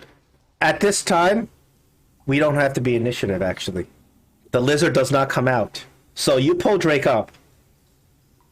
Obviously, hold on. I'm gonna put it. You pull Drake up, and you hear that there's a chain being snapped taut. There's continued scuttling as it appears that this that creature to the south is railing against the chain. Yeah, giant freaking lizard. That's what's down there. Yeah, we don't have to be initiative anymore because the lizard is not coming after you right now, because it probably can't. Anybody have animal handling or animal charming or? Gray, do you have some animal skills? I have animal handling. Do you want to try to handle this lizard? It might be helpful for flushing out those troglodytes. You know, send it in after the troglodytes. Do you think that you're good enough with animal handling to befriend this giant subterranean lizard? Yeah, just don't cross over the water. That's what got me. So I'll have to go around the. You have to make the same checks he made. You got to inch along this narrow ledge over here, and then you have to jump to this ledge over here. Oh, okay. So if you inch, it's acrobatics to inch along that ledge. All right. So give me an acrobatics check. Acrobatics, where are you at right there? Can Lane give me some guidance? Lynn is thinking about asking who your next of kin is so that she can inform them. We got him roped off. Oh, you are having the rope, correct? Yes. Okay, you're okay. You can easily inch along. Suggested that. No, if you didn't say it, I wouldn't have. He wouldn't have allowed it. You have it, but if you say it, you got him. Now you jump across in a dex save so you don't fall in the water. All right. If you fall in the water, the lizard may be able to snap at you. You don't know its range.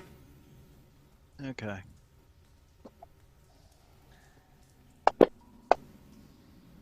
You're okay. Okay. All right, so I can see- yeah, you edge along the corner and you see this giant blue lizard. Okay, I will. It is huge in size. Okay, first of all, I'm going to cast Speak with Animals. Okay. I don't think I really have to do anything for that. There's no button or anything, right? I don't think so. Okay, so and then I'm going to ask the lizard what was he doing in this place, all chained up.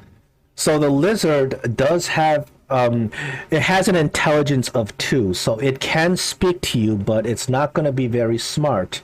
So it answers you in only kind of one-word impressions. The lizard says to you, "Captured."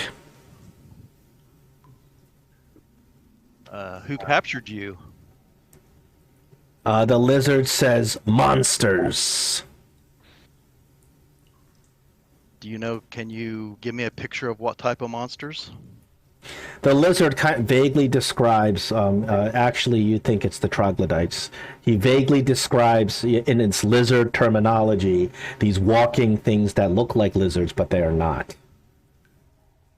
Okay, would you be willing to join us in a fight against the people if I let you go against the lizards? We gonna need a couple of checks for this one. First, this lizard is in a very distressed emotional state. Animal friendship to you if you want to get this lizard to be in a trusting state. I got animal handling. Yes, animal handling. Same thing. Okay. Okay. I mean, we are offering to let it go, so. But the lizard, you sense that the lizard trusts you a little bit in terms that it won't immediately attack you, but it's not exactly your best friend at this point. Okay. So that so what you're asking the lizard to, what you're asking it to help you, like join you and attack the troglodytes? I mean, I'm assuming that maybe it would be happy to try to take out the ones that has it chained up. So yeah. The lizard says to you, "Escape." Hungry. It doesn't seem to want to get revenge. It doesn't seem to be thinking that far. So, Well then, so I I'll was gonna say. yeah. What are you gonna say? I was gonna say if I'm receiving pictures of food and escape, then I offer just to let him go if he'll leave us alone. Okay, in that case, just one more check, and that is a persuasion to allow you to approach it.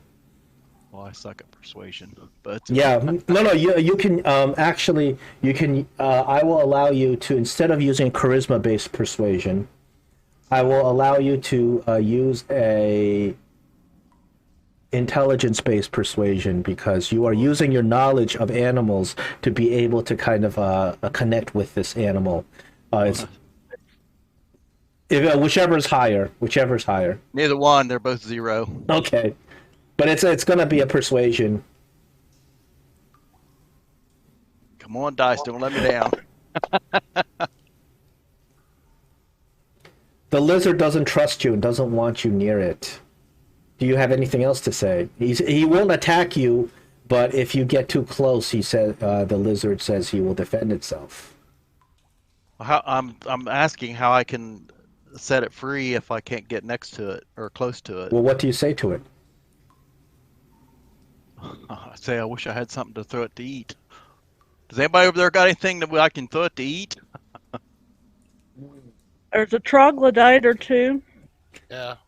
Not sure how tasty they are. I'll take a troglodyte body and tie a rope around it and let it float down the water. The troglodyte floats by and the lizard retracts. It just does not like the troglodyte at all. Doesn't want to eat it, doesn't want to go near it. Oh, Can't say probably- that. You got anything else to feed it? I mean rations, but I don't know how. Yeah, I can throw some rations over to it. Yeah. All right, you throw rations at the lizard, and the lizard likes the rations. It eats up the rations, and now you are getting a +2. +2 to your next check on it. So you want me to roll? Well, no, it depends on what are you trying to do now.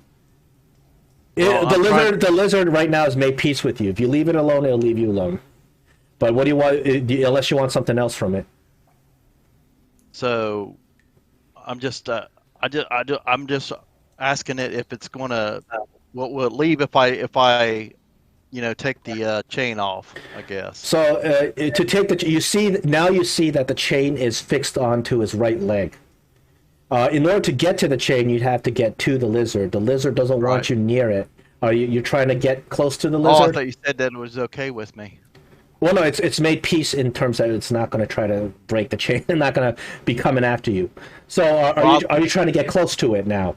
Yes, and I'll throw another ration at it too. So now what you can do is, because you fed it, I will allow you to do your third check with wisdom.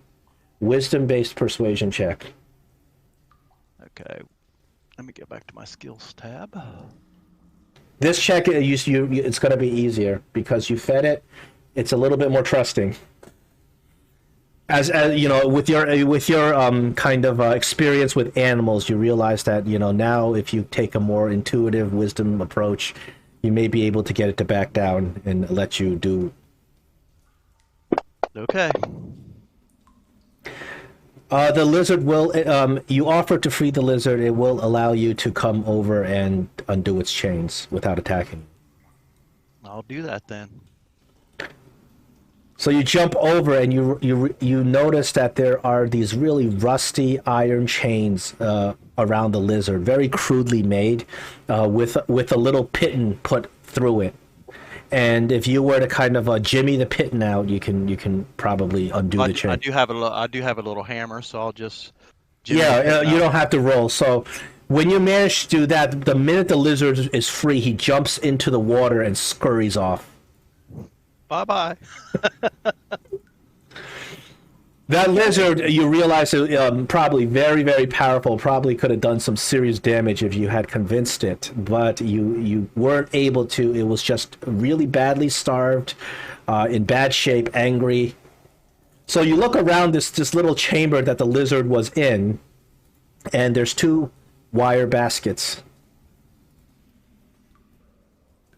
Okay, well, I will search the wire baskets then. The baskets, you open them up and they're full of gold. They're full of coins. Most of them are silver pieces. There are also a significant number of gold pieces. And you dig through the baskets and you find 2 magical potions. Whoa. Ooh. If we have 10 minutes, I can identify them. Okay. Is this a dead lizard laying on the ground yet? Oh, that dead lizard was the lizard. It's just part of the map. I can't get rid of it. Oh, okay. I search around the little cave to see if I can find anything else.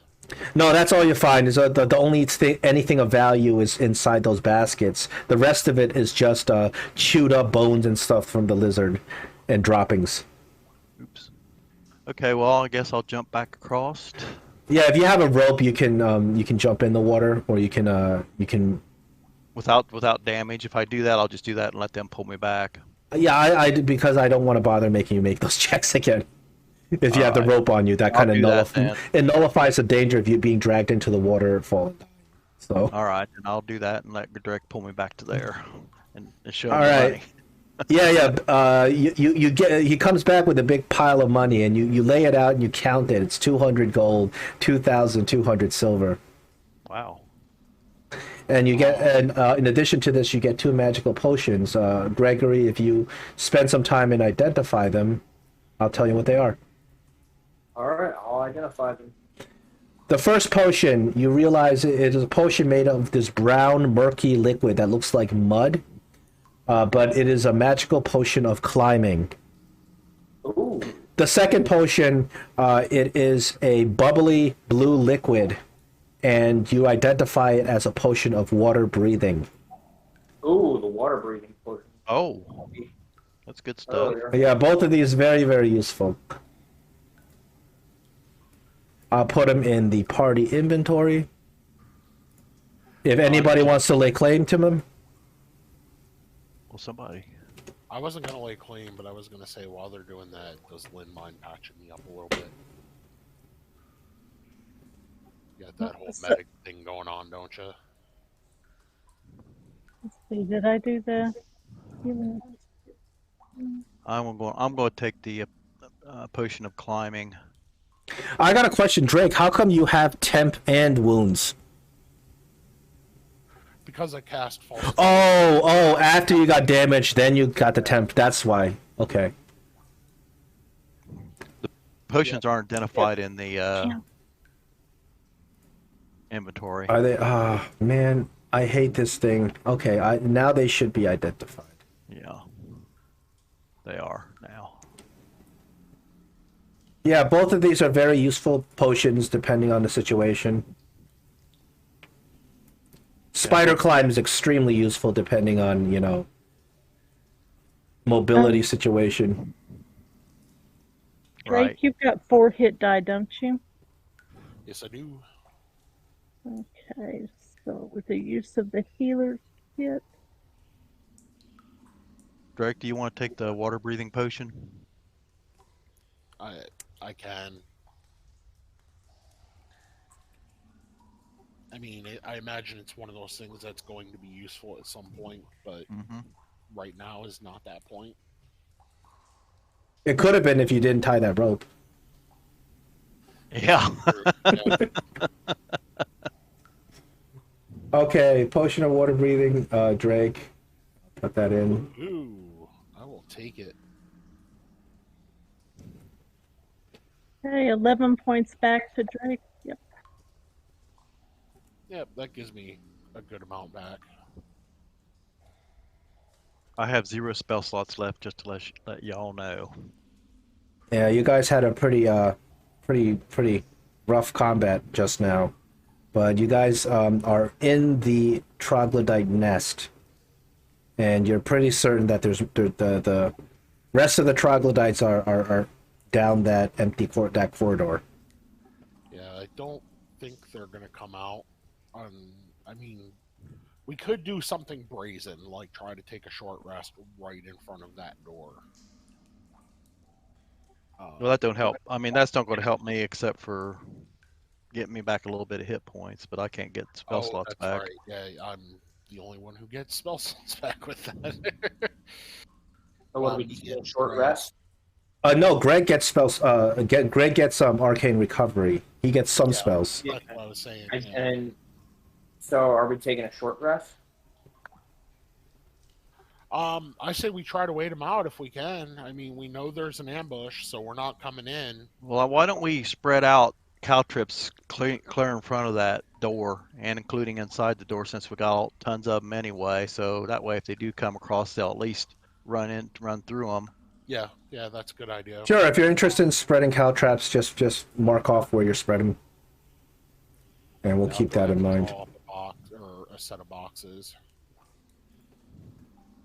Well, we have 10 of them that we can spread out or something like that. I thought we had like, well, I don't know. I thought we had like 20. You had a lot because you picked it all up from Yarek, who ran off. Yeah, we got 20. It says 7 sets of 20 caltrops. You can probably caltrip the entire dungeon floor if you really wanted to. Well, they only cover a 5-foot square, so we can caltrop a lot, but I forgot that when you draw these boxes, you have to draw them in the right orientation because you can't rotate them. Yeah, it's easier to just draw with a pen if you're able to. Yeah, well, for some reason the pen isn't showing up, though. I tried that earlier. Yeah. I want to move this box down, but it's not moving for me. Oh, that's probably I'm probably not grabbing on the center. Where Yeah, do you want it? Maybe I can draw it for you since mine was showing up. I was gonna suggest somewhere like there. Maybe like where that is. Can you see that? Do you see this? Do you see the square? I see the square. I see both. Yeah. I was gonna suggest right there where I have the square. Okay. Oh. Okay.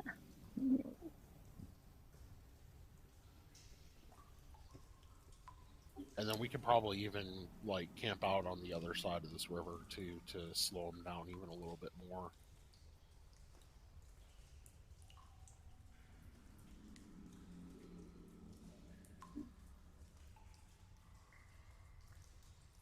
All right. So are you guys gonna take a long rest or a short rest? Sorry. Not very safe to take a long rest here, but yeah, I think short rest. See if we can maybe wait them out a little bit and kind of make them antsy. And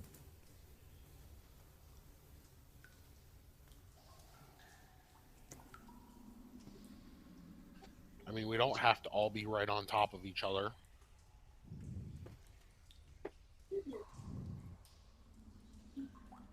No, get behind cover. yeah. Yeah, I'll stay out here in the open. Okay, I will give you guys a short rest. An hour goes by and the troglodytes don't come out. I'm gonna use my arcane recovery to There you go, short rest. 2 of my first level slots. So unfortunately, these troglodytes are not coming out. Hit dice. I just rolled a hit dice. I'm good. Okay. I Should I should need, roll 1 hit. okay, no, I'm good.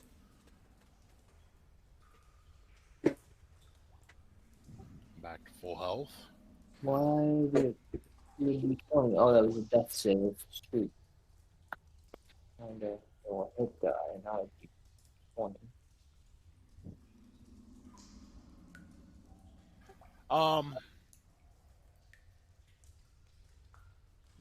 Can you remove the restrained effect from me?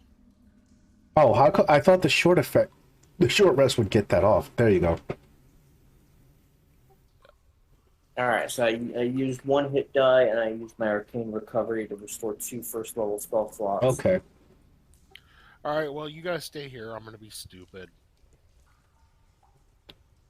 Sound good? I'm gonna move Lisa out here where I can get a shot and help you out if I need to. You guys are gonna stay. So yeah, do whatever you want. If you wanna, I'm gonna grab one of those alchemist fire flasks. If y'all don't mind me taking one with me. No, go for it. Take 2 if you want.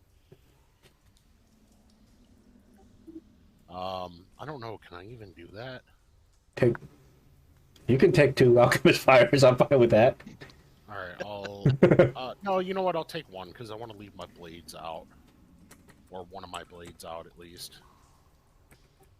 So I'll just take the 1. The alchemist fire self-ignites, correct? Yeah, you just gotta throw it and break the bottle somewhere, and then it'll ignite and create like the sticky napalm thing. Yeah, so I'm basically using that. It's a 20-foot area. Yeah, I'm basically using that as a ready to action. I'm just gonna have it in my hand, ready to toss at anything that moves. Anything that moves? Okay. Any enemy that moves. Well, I won't know if it's an enemy or not. This is gut reaction. This is like shit. Something moved. How about Toss it anything back. that's not one of your friends? Okay, yes, anything that is not one of my friends. And I'm going to use half movement to move across the caltrops. And I'm actually going to come into the chamber and kind of stand here for the moment. Nothing. Silence. Okay, Man. what has happened to the caltrops that I threw down here earlier? Nothing. Okay, they're undisturbed. Yeah, just mark off where they are. Actually, I don't remember. There's about in the middle somewhere, I think. Hold on. Because you deleted it. I don't remember exactly where they were. Why don't we say they were like? Yeah, they're there. I had them like there at the Yeah. corner. No, they're undisturbed. Okay. Can Len give him some guidance and he roll perception to see if he perceives? He doesn't. You don't have to roll. You don't perceive anything from where you are. You just perceive just the same thing from before. You see that this is a cavern full of debris, full of this troglodyte stuff. All right, so Misty Step is 30 feet. So I'm gonna do this basically 5 feet at a time, and I'm actually going to. I'm not stealthing because I'm readying myself for surprise attacks. So I don't want to be caught off guard if that. Well, the issue is in terms of readying yourself, in terms of surprise attacks, it's based on your perception check. If you succeed on your perception and something is surprise attacking you, then you don't get surprised. So you can ready yourself and do the ready, but it's still based on your perception. Your perception, whether or not you succeed on your perception against a stealth. Because we already know what the troglodytes do, you know what they're gonna do, so that's how it's gonna work. Once you get into their attack trap that you know is already there. Could All he? Oh, what happened? What happened to the pointers? Somebody cleared out the drawings. I think it was me. I'm sorry. I don't know how. Okay. Could he ready Misty Step, and then if he's surprised, have the Misty Step go into effect? No. Could he ready a dodge action? He. Can I take the dodge action as I'm moving? I gotta think about that. So to ready a dodge action, or when you get attacked, and this is applying Take a to standard dodge action. applying to basically, as I'm moving through, can I just always be dodging and ducking? Like, haha, you're missing me. Yeah, you know what? I said you can, and in that situation, if they surprise attack you, they would be a regular attack because their advantage cancels out with the dodge. Okay. Because it makes sense to me. I'll do that then. And then there was another cantrip thing here, right? Yeah, it was right here at the door, right behind me, Okay, I'll pushed up against the wall. there we go. I'll take. So I'm gonna come in 30 feet. So 5, 10, 15, 20, 25, 30. Already a bow and arrow shot in case I see a troll. Okay, here's where we get a perception roll. When you, Oh man. I'm gonna do this with inspiration. okay.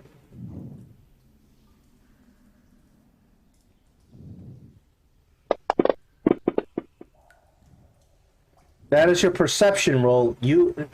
When you're in that position, there are no troglodytes that jump out at you, but instead, you see so there's a couple of passages that lead away from where you're standing. The passage to your right, you don't see a troglodyte there. You rolled with the advantage. You catch. You see that on there's one troglodyte to the west of you that you are able to perceive. You see it. It is hidden in the wall, camouflaged. You don't see any others. Okay, he's right But there. what you also see directly to the south of you in that little passage that's going off, you see. So, are you gonna? You have readied action. Are you readying? You're throwing your readied action at that troglodyte? I've actually just been Oh dodging. no! I'm sorry. Yes, Both. So. but you also see somebody that your old friend Laertes.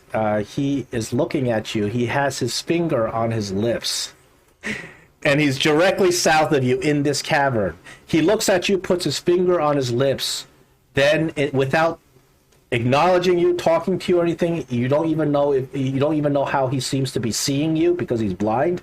He turns around and walks south and disappears. Oh, I went blind. Yeah, me too. Me three. What the hell?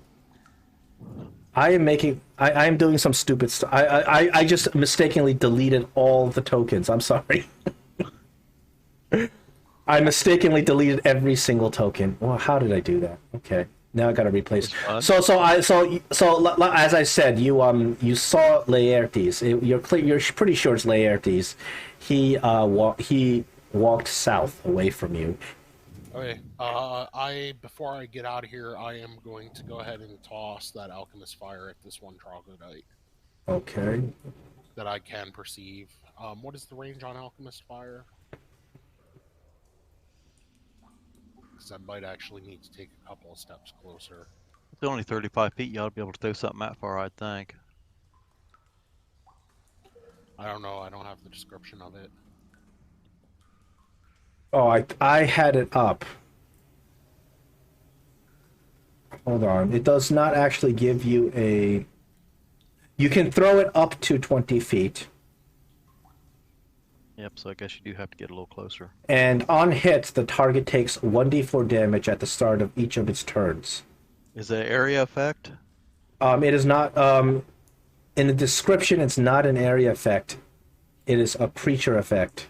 Make a ranged attack against a creature or an object. So it is a ranged attack. It's not just an auto hit. So the troglodyte that you do see, I will put him into the combat tracker. Okay. I'm going to have to move like 15 feet closer to him, which I will actually try to do stealthily. I will break his line of sight and then try to come up kind of around this. Well, well, the thing is, you came in here not stealthing. They've already seen you. Yeah, but basically, I don't care about the other ones. I only care about him. They've all seen you, but I don't know how many they are because you came in here not stealthing. They have dark vision. I'm not trying to hide from everybody. I'm only trying to hide from one person in particular, which is the one that I'm trying to throw at. You can. So what you can do is you can use your action to break line of sight with him and then hide from him if you want to stealth. Are we in combat? Yeah, we're going to be entering combat, but there's going to be some actions before you guys get to go. Yeah. So, I'm gonna do that. I'm gonna break line of sight and then come back in to line of sight. Only this time trying to be stealthily about it. So it'll be there. I don't see him at all, even in the combat tracker, though. He was. Give me a second. Oh, you must have deleted him too. What's going to happen is that this is going to be a surprise round. He is the only one. He's the one that's not going to be able to take any action in a surprise round because he does not surprise you. You are dodging, so even when they surprise you, they don't get the advantage on their attacks. And going down... And as soon as I have an action, I'm going to toss this alchemist fire at this guy. Going down the surprise rounds, Drake, to your north, you see another corridor, and somewhere from inside the corridor, you see the tail and the paws of another lizard slithering. Not as big as you don't think it's as big as the one in the other cavern, but clearly another one of these horrific lizards. You see it slithering back and forth, but it doesn't have enough speed to get to you, but it's moving. Ooh, okay. Actually, that door it was technically not- does, but it can't. The door's open. Okay, That was a big thing of like pile sticks, but it's been cleared out. gotcha. Actually, unfortunately, it gets in full action on this round. So yes, it does. It does. The lizard just comes out. Boom, comes right up to you, but it has to double move, so it does not get in action during this surprise round. Behind the lizard, you hear some vociferous screaming, and this is screaming in, it appears to be an organized language. Ooh, can I make out what type of language? Let me see if you do not know this creature's language, but it screams. One of the common ones I would hear above ground, like Dwarvish or Elvish. Roll me an insight to see if you've heard this language before. Well, can we hear this No. screaming going on? No, it's not really screaming. It's just.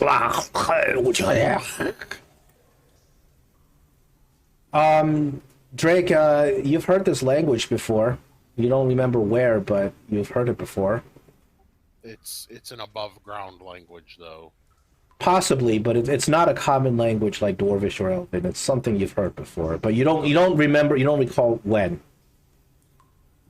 Okay, so that creature takes his turn. Yeah. Then we go to the Troglodyte that was hidden and does get to surprise you, does come out. Oh, it is going to. You know what? I will make it walk across these caltrops. Why not? Oh, is he behind me? Yeah. I had a ready arrow shot too, so I should be able to see him if he's behind him. Sure.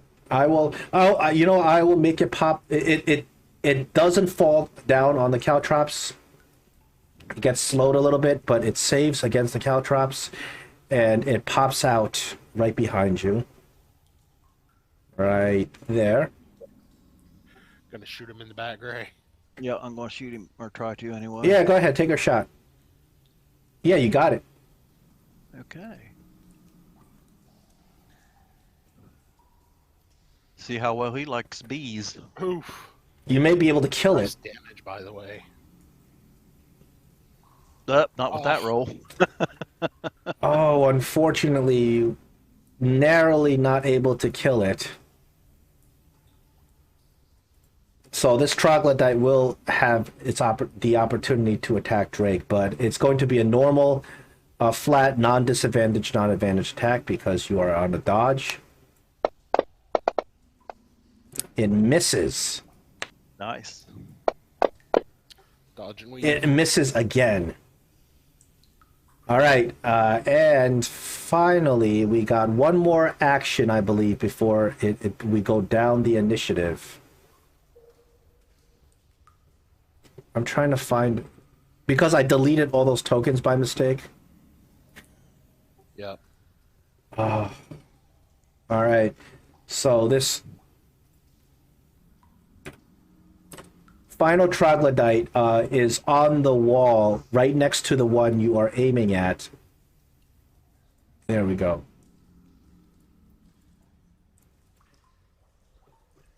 This one comes right up to you. Oh, let me get this lizard up. There we go. Regular attack. That's one hit. Yeah, he'll get a hellish rebuke though. Okay. You want to do your rebuke, or do I attack you? You want me to attack you again? I'm gonna throw the hellish rebuke down. So, that should have been with. He failed your. Straight up. He failed it. Oh, okay. Yeah, eat fire. All right, your hellish rebuke is able to destroy this one. Nice. Okay, so that one is out of the picture. Now let's see. Just try to. Okay, now we can actually enter initiative. Top of the initiative, we have Gray. and nobody's got an initiative number. We keep just staying like fifth. Oh, I'm sorry. When I deleted your tokens, your initiatives disappeared. Uh, do you want? We gotta roll some initiative. Sorry. Okay. Oh, Gray's still at the top, so we're good. do I get to use my action? Because I was also trying to. Yeah, but we gotta go down the initiative line for you to do it. Initiative. Yeah. Okay, gotcha.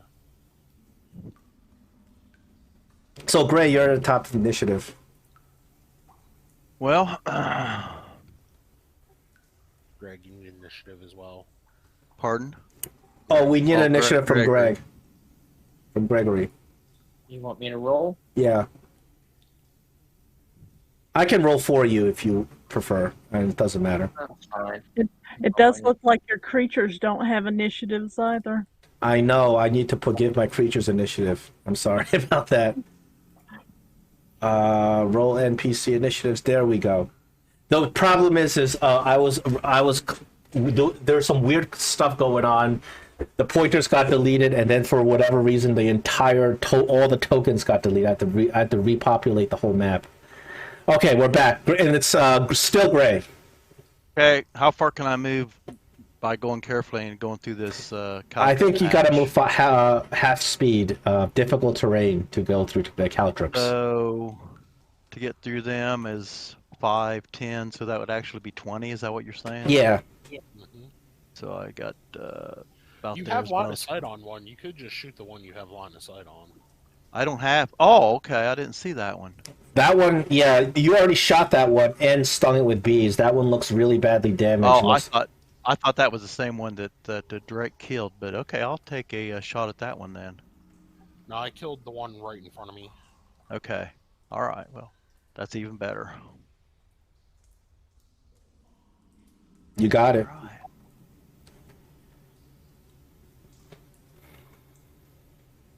It's dead. All right. And I will go ahead and move in some. Let's see. Can I go right there? That's kind of half a square. Is that okay? That's fine. Okay. Because of the way the map is drawn, it's fine. Okay. Oh, I was coming out. So Oh, well. I was gonna. She misty said that. I was gonna misty step out of here.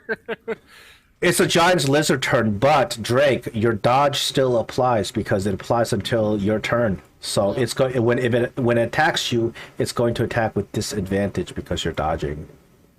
So this giant lizard is not quite as nasty as the other one. Is this like baby giant? Yeah, it's like a baby giant lizard, and it's not going to hit you. All right, now it's Lynn's turn. You still speak with animals, Gray? No, it only lasts for 10 minutes and we had a short rest. Oh.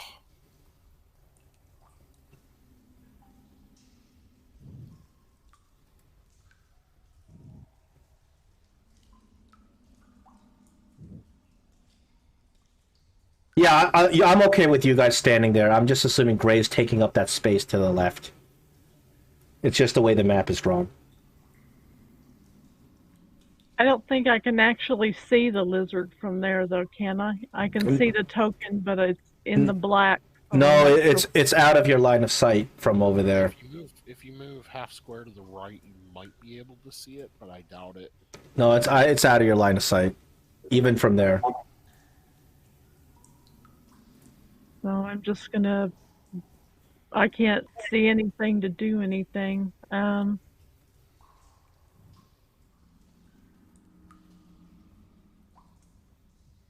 And I don't want to go in there, so I'm just gonna get back out of the way and Hang out with the Oh. caltrops. hold a toll the dead if anything comes into my line of sight. Okay. I was gonna say we could still make use of those caltrops, but You hear some sort of magic spell being cast in the chamber to the north. oh fudge, that's not good. That is the turn of whatever had cast that magic spell. Gregory, you're up. You unfortunately did not hear whatever's going on. That magic.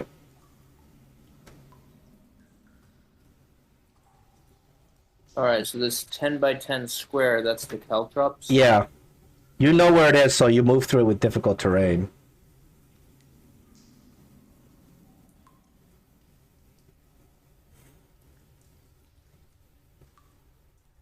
Alright, so it looks like I see the lizard.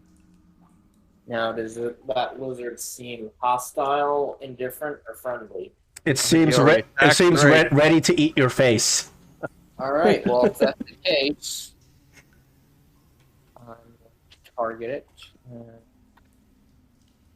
going to cast... You technically can't see it from there, unfortunately. You see the wall is blocking your line of sight. I know Drake can see it, but you can't see it from there. But I can see it. I know. I know you can. You can see There's it. a wall there. Yeah, but there's a wall there. Like a So yeah, I'm gonna have to give it cover if you attack it. It's gonna get like a +5 to its AC if you attack it. Alright, well, I'm gonna go back. You know what? I'll do it. So, I was gonna say, even if it has 3/4 should cover, I magic just missile subtract, always should I ignores subtract them. 5 from my attack? Yeah, try -5 to your attack roll. Let's see what happens. That's oh. Misses, and that will conclude my turn. Drake, now it's your turn, and you may take your action. Can I change my action since? Yeah, of course. Yeah, there's no absolute rule. You can change it. You can do something different. I'm gonna slash this giant lizard then. Because why not?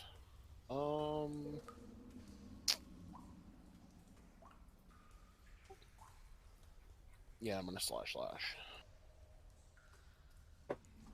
Well, that's gonna miss. That's gonna hit. Second one hits. Yeah, it's actually a -1 though. It's a 22. 22 will still hit it. Yeah, for 3 points of damage. We'll do a little marginal bit of damage on that one.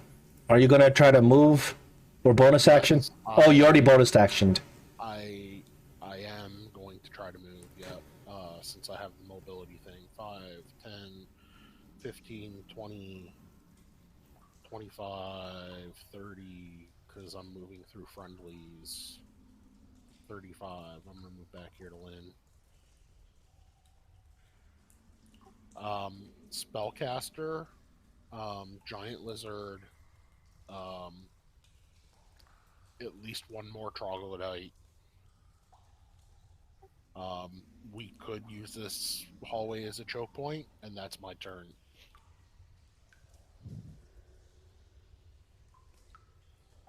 Hold on a second. That is the end of your turn, and next up is this troglodyte that...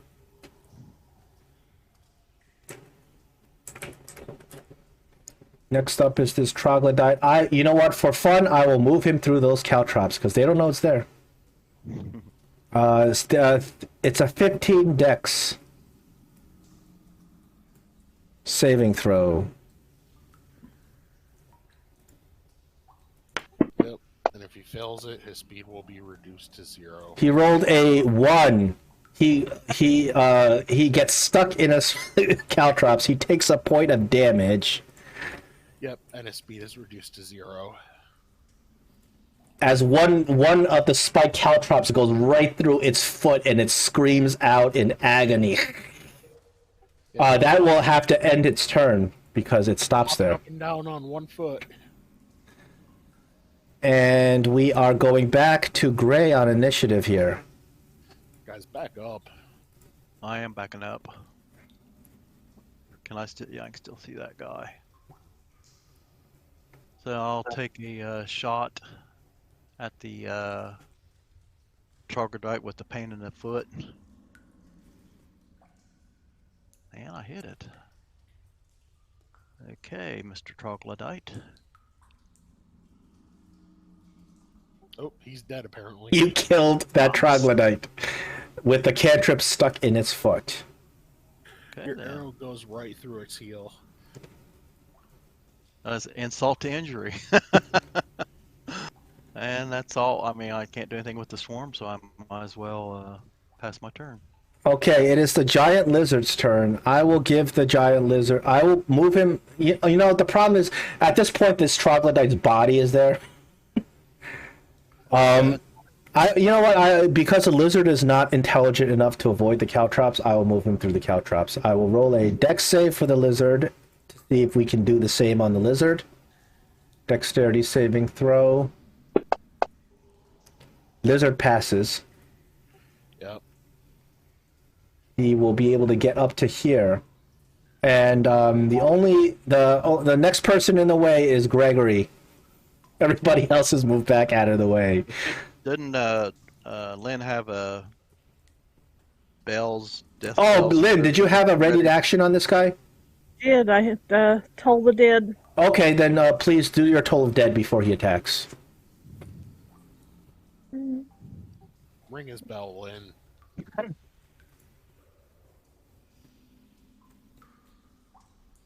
Save.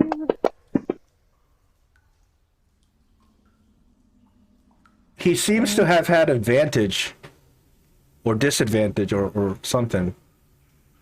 Oh no, you had gray targeted. That's why. Oh, Oh, don't do that. sorry. I know I'm a was ding-a-ling, but trying to attack the lizard. that was from when she healed me, I think.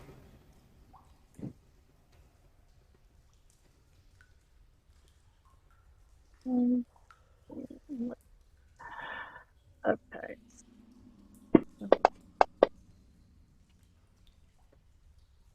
Giant lizard fails your toll of dead. All right. Is he Ring his hurt? bell. Nope.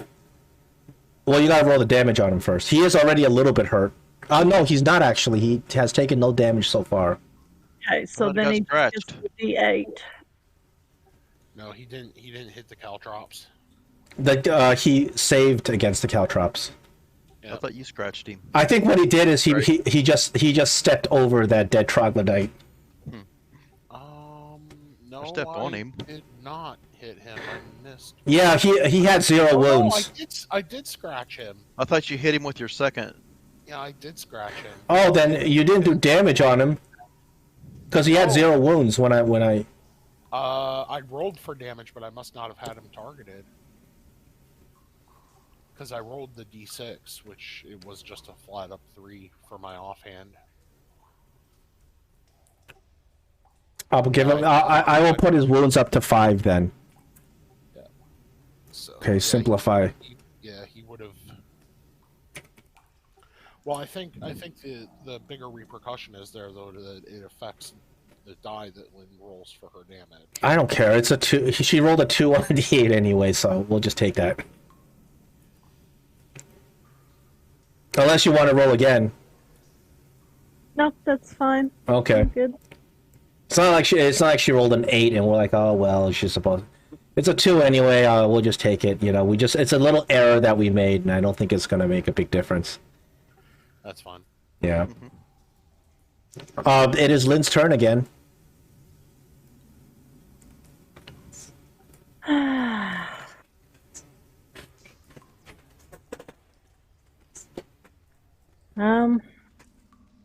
Ring his bell again.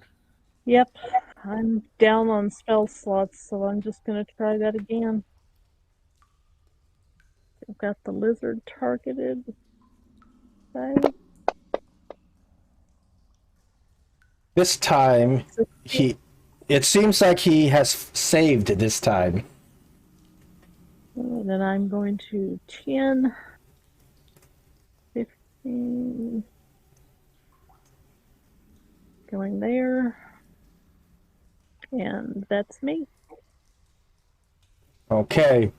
The next person on the initiative order you guys have not actually seen yet. But this person on the initiative order has casted invisibility on itself. That's why you don't see him. Oh crap! This creature now is going to take his chance to do his action.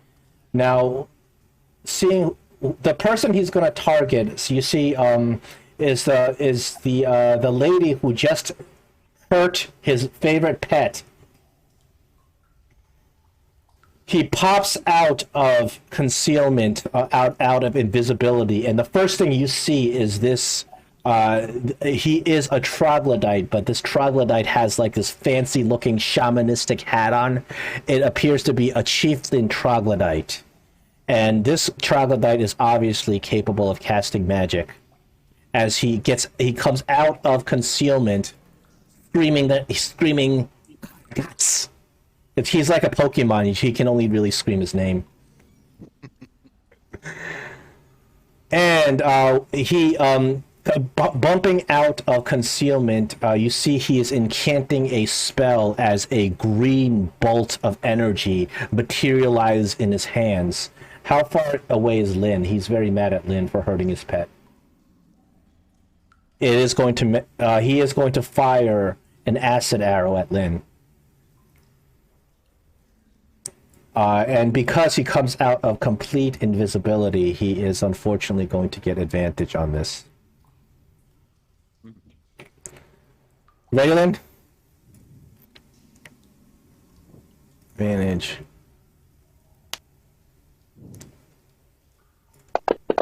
Miss. Oh my god. Oh god, hit with a natural 20. Oh my god. Oh my god. The effect is broken, that's why I have to manually roll this. So, Lynn, it's gonna hurt. Yep. So the initial damage, because he critted you, you're gonna get 8d4 acid damage. Oh man. Ooh. Hope it's 8 ones. 1, 2. Ready? Take that. Yep. 21 Really good, yeah. acid damage on Lynn. So I'm just gonna manually apply it. Man. Oh, and Lynn, you are affected with burning acid. It's all over your body, your armor, your equipment, everywhere. And you have the acid effect on you. At the end of each of your turns, you take a 2d4 acid damage. I just go take a dip in the river. That's what I was going to suggest. Yep. That's the plan. But you don't know how long this acid burning stuff is going to last on you. That is Kargats. He just keeps screaming his own name. Kargats. Kargats. Like a Pokemon. Gregory. All right. You got Lizard, and you got the Troglodyte Chieftain right behind it. Acid splashed one of our favorite people. He acid arrowed. You probably recognize this spell. He cast an acid arrow right into Lynn. Oh yeah, I have that spell in my book. I don't have it prepared, but it's in my book. Let's see. Do I want to back up away from the lizard and provoke an opportunity attack, or do I want to? You do have Misty Step. Oh yeah, it's in that ring. But, that would only have a bonus action. Yep. It would limit you, though. I think that would count as your spell casting, so you would only be able to do cantrips afterwards. Right. But the oh shit button is why we put it in there. I don't want to do that. I don't want to.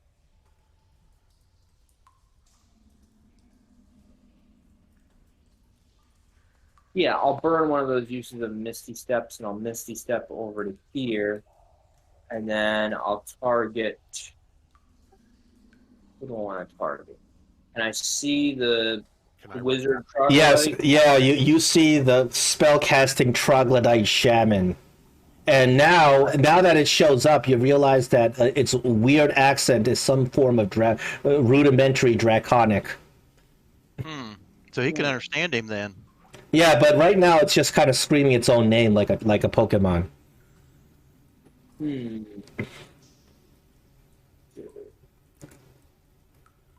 I was gonna say the Caltrops disappeared.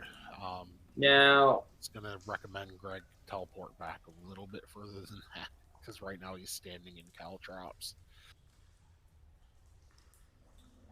I was gonna say, well, as long as the wizard's still in my line of sight,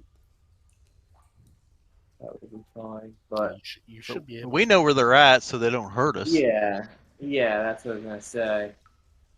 Anyway, so I do that, and I don't know if I can reason if he can only say his name. If he's You don't know what it can really say or not say. So far it's only said its name. I don't know if would I be able to reason with him. Let's see if you can reason with him. You don't know. You can try, certainly. Will that count as action? I won't count that as an action. Well then, I Might would be say go for it. Then. counterproductive if he is going to continue laying some beat down, though. Yeah, it depends on. I'm curious to what exactly you want to say to this guy. Stop! All we want is peace. As you're like beating his pet with fireballs or something. He's probably already past the point of no return since we've been attacking his. Yeah, you pretty much killed off his tribe, so he's not. You know, he looks like he's out for blood. Yeah, I was gonna say, would my passive insight tell me that he can't be reasoned with? You may roll an active insight to figure out intelligently. Right. You can roll an intelligence-based insight. Actually, you know what? I will take an intelligence, but not a wisdom-based, but intelligence-based insight, because this will take some intelligence to think it through. All right, so I'll do that. You believe that the intelligence required to actually be able to cast an acid arrow would require that this creature is at least sentient and able to be spoken to. Because it would actually take a significant amount of intelligence. He has to have at least intelligence of 6, you think, to be able to cast a spell like that. He doesn't necessarily prepare it the same way you do, but he has some innate ability to cast spells. So you think this guy's smarter than the average troglodyte? Maybe he can be reasoned with. Well, whether he can be reasoned with, you're not sure, because you're looking at really. He killed his family, and we're attacking him at that spot. I mean, I don't know that he can be reasoned with or not. All right. Well, what I'll do is I'll just say in Draconic, don't mind us. We don't mean to intrude. We're just passing through.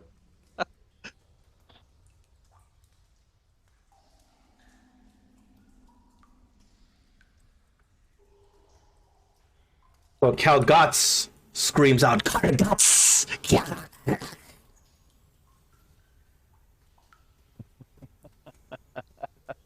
Okay.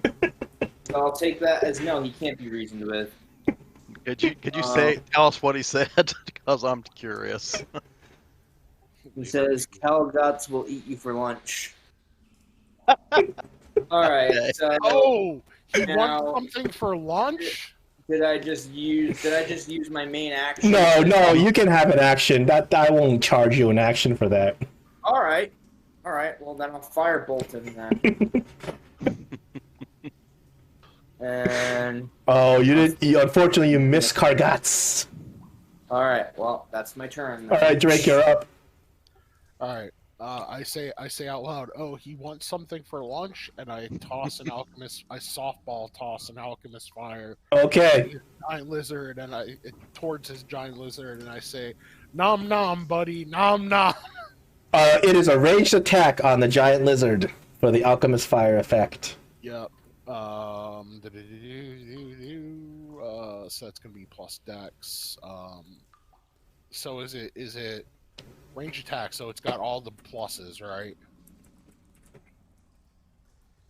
Now, I never know the rule in terms of proficiency for tossing like a bomb or something like that. But I usually let people just add their proficiency bonus. The only difference is the proficiency bonus. Well, I don't see a problem with adding that because it's not a stated rule anywhere. Yeah, it just says yeah. Okay. So yeah, I'm gonna toss it at him. And Yeah. hit it. You can just go ahead and roll it because you don't have a script here. That'll definitely hit him. All right. And then the damage on that is 1d4 fire plus it's on fire. So at the beginning of each of its turn, it takes 1d4 fire because this big. so it takes the 1d4 now. At the start of each of its turn, it takes another d4. Yes, but it can save out of it with a dex check. But I think it's an action to do that dex check. So Yeah. I will subtract 2 damage for now. And I don't know how intelligent it is to know that. not intelligent at all. And then I'm gonna back the heck out and stand right about there. And that's my turn. Okay. And we're all the way up on Gray again. Okay, well, I'm going to try something. I'm going to use my sharpshooter ability to take a shot at him at -5, if I can figure out how to do that. Which will, if I hit him, it will add an extra 10 points of... An easy way to do it is you see that little thing on the bottom in the modifier, just put -5 into that before you roll. That's the easiest way to do it. If I do it with the script, it'll probably automatically add the damage, though. That's what but so it's however you want me to do it. Oh yeah, then do it if you have access to the script. Do it with the script. I do. Yeah. Try do your sharpshooter. Sharpshooter. Who you hitting? Kargats or is Lizard? I'm going after Kargats. Okay. I'm at him for shooting at Lynn. Okay, so I should put this. No, wait a minute. I don't know if I should put it on him or on myself. On myself, I guess. It says self, so I put it on myself. Target him, put it on yourself, and then we'll roll it and we'll see if it works. All right. Okay, got him targeted. Okay, so everything should be ready. I think. Your roll is good, and it looks like it did the appropriate modifier. And you hit him. Wow. Ooh, that hurts Kargats. Yeah, plus an R. Oh, that's quite a hit on Kargats. Nice. Plus, you get an extra damage because you're sharpshooting, right? I get my well. He should have had an extra 10 damage because of the sharpshooting. Oh, let me see. No, it. Hold on. It did not do that extra 10 damage. It's just a flat 10 damage that should go. Oh, now Kargats is real injured. You landed an arrow right into Kargats' neck. Well, once again, insult to injury, I'm going to send the swarm after him. The bees, not the bees. Not the bees, Kargats! He's swatting away at these insects on him. Yeah, Kargats and this poor lizard are taking a beating. One's on fire and the other one's got bees. Yeah. Did that give him that damage? Yes, that did do that damage. Then I am going to get out of his line of sight because he's probably not too happy with me right now. Come on. There. Okay. And end my turn. This giant lizard's turn. Now, unlike its big brother, this giant lizard does not have any special squeezing rules, so it has to obey squeezing rules because it's going into a narrow cavern. And it's not going to be able to attack very effectively. But it's going after Greg because you're the only one in the way. Just the turn order, you always happen to be the one that's getting attacked by this lizard. But it's not going to be... It's going to have disadvantage on its attack.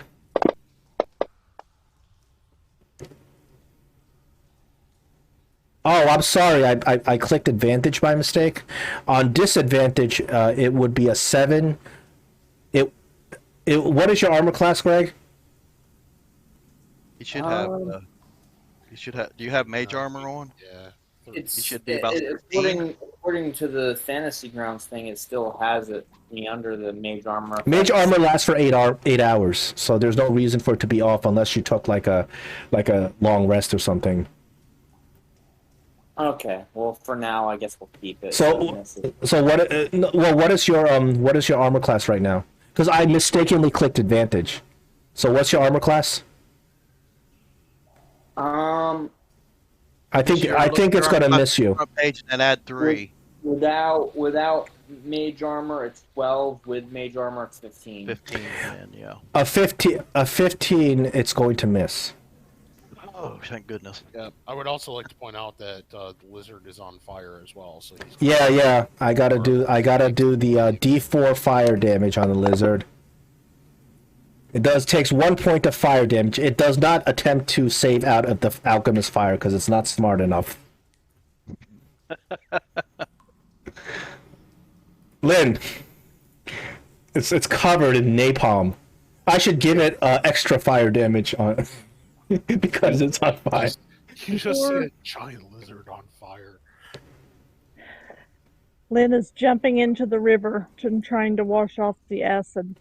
Unfortunately, you do wash off the acid, but unfortunately, you do have to take the second after effect of the acid arrow, which is an additional 2d4 damage for this round. Okay. Man. That's 3 points of damage, but now the acid is finally off of you.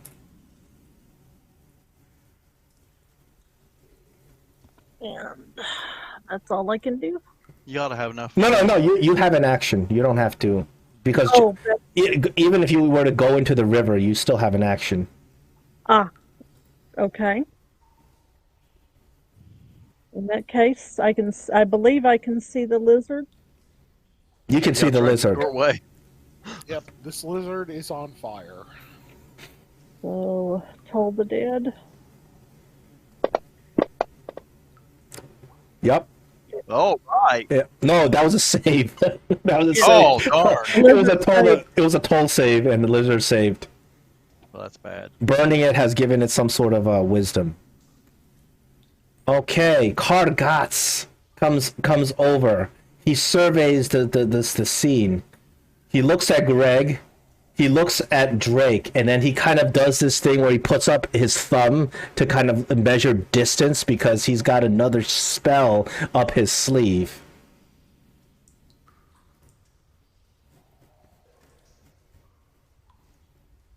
He begins chanting a spell. Greg, you recognize the spell. You don't have to roll for it. He is chanting sleep.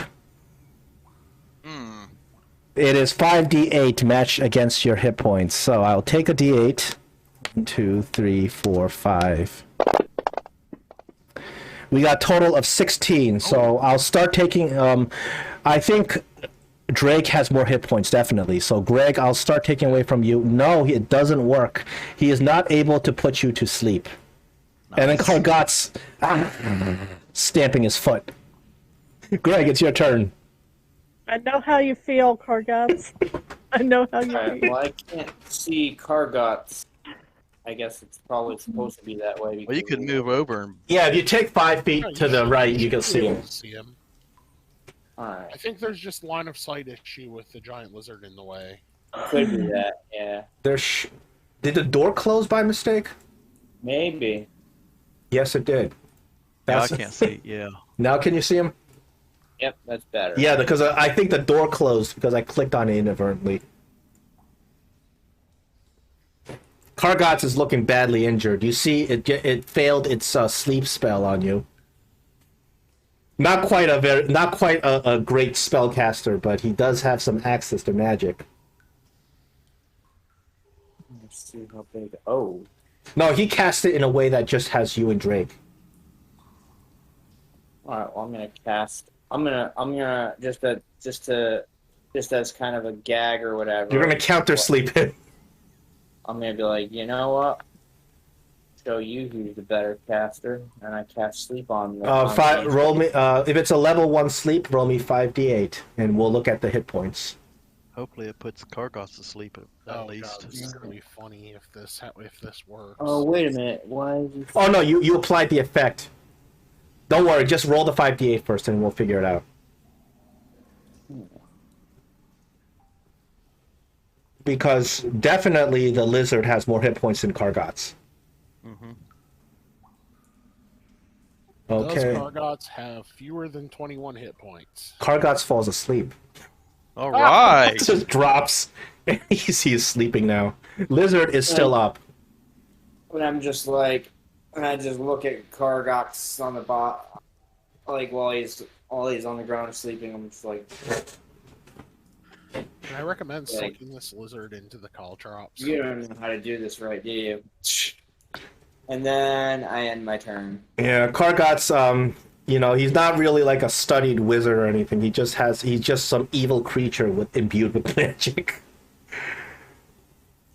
All right, Kargots is asleep. Drake, you're up. Okay, guys, be quiet. He's asleep. And then I'm just going to continue to back up and see if I can draw this lizard out onto these caltrops. Lizard won't come out because Greg is in the way.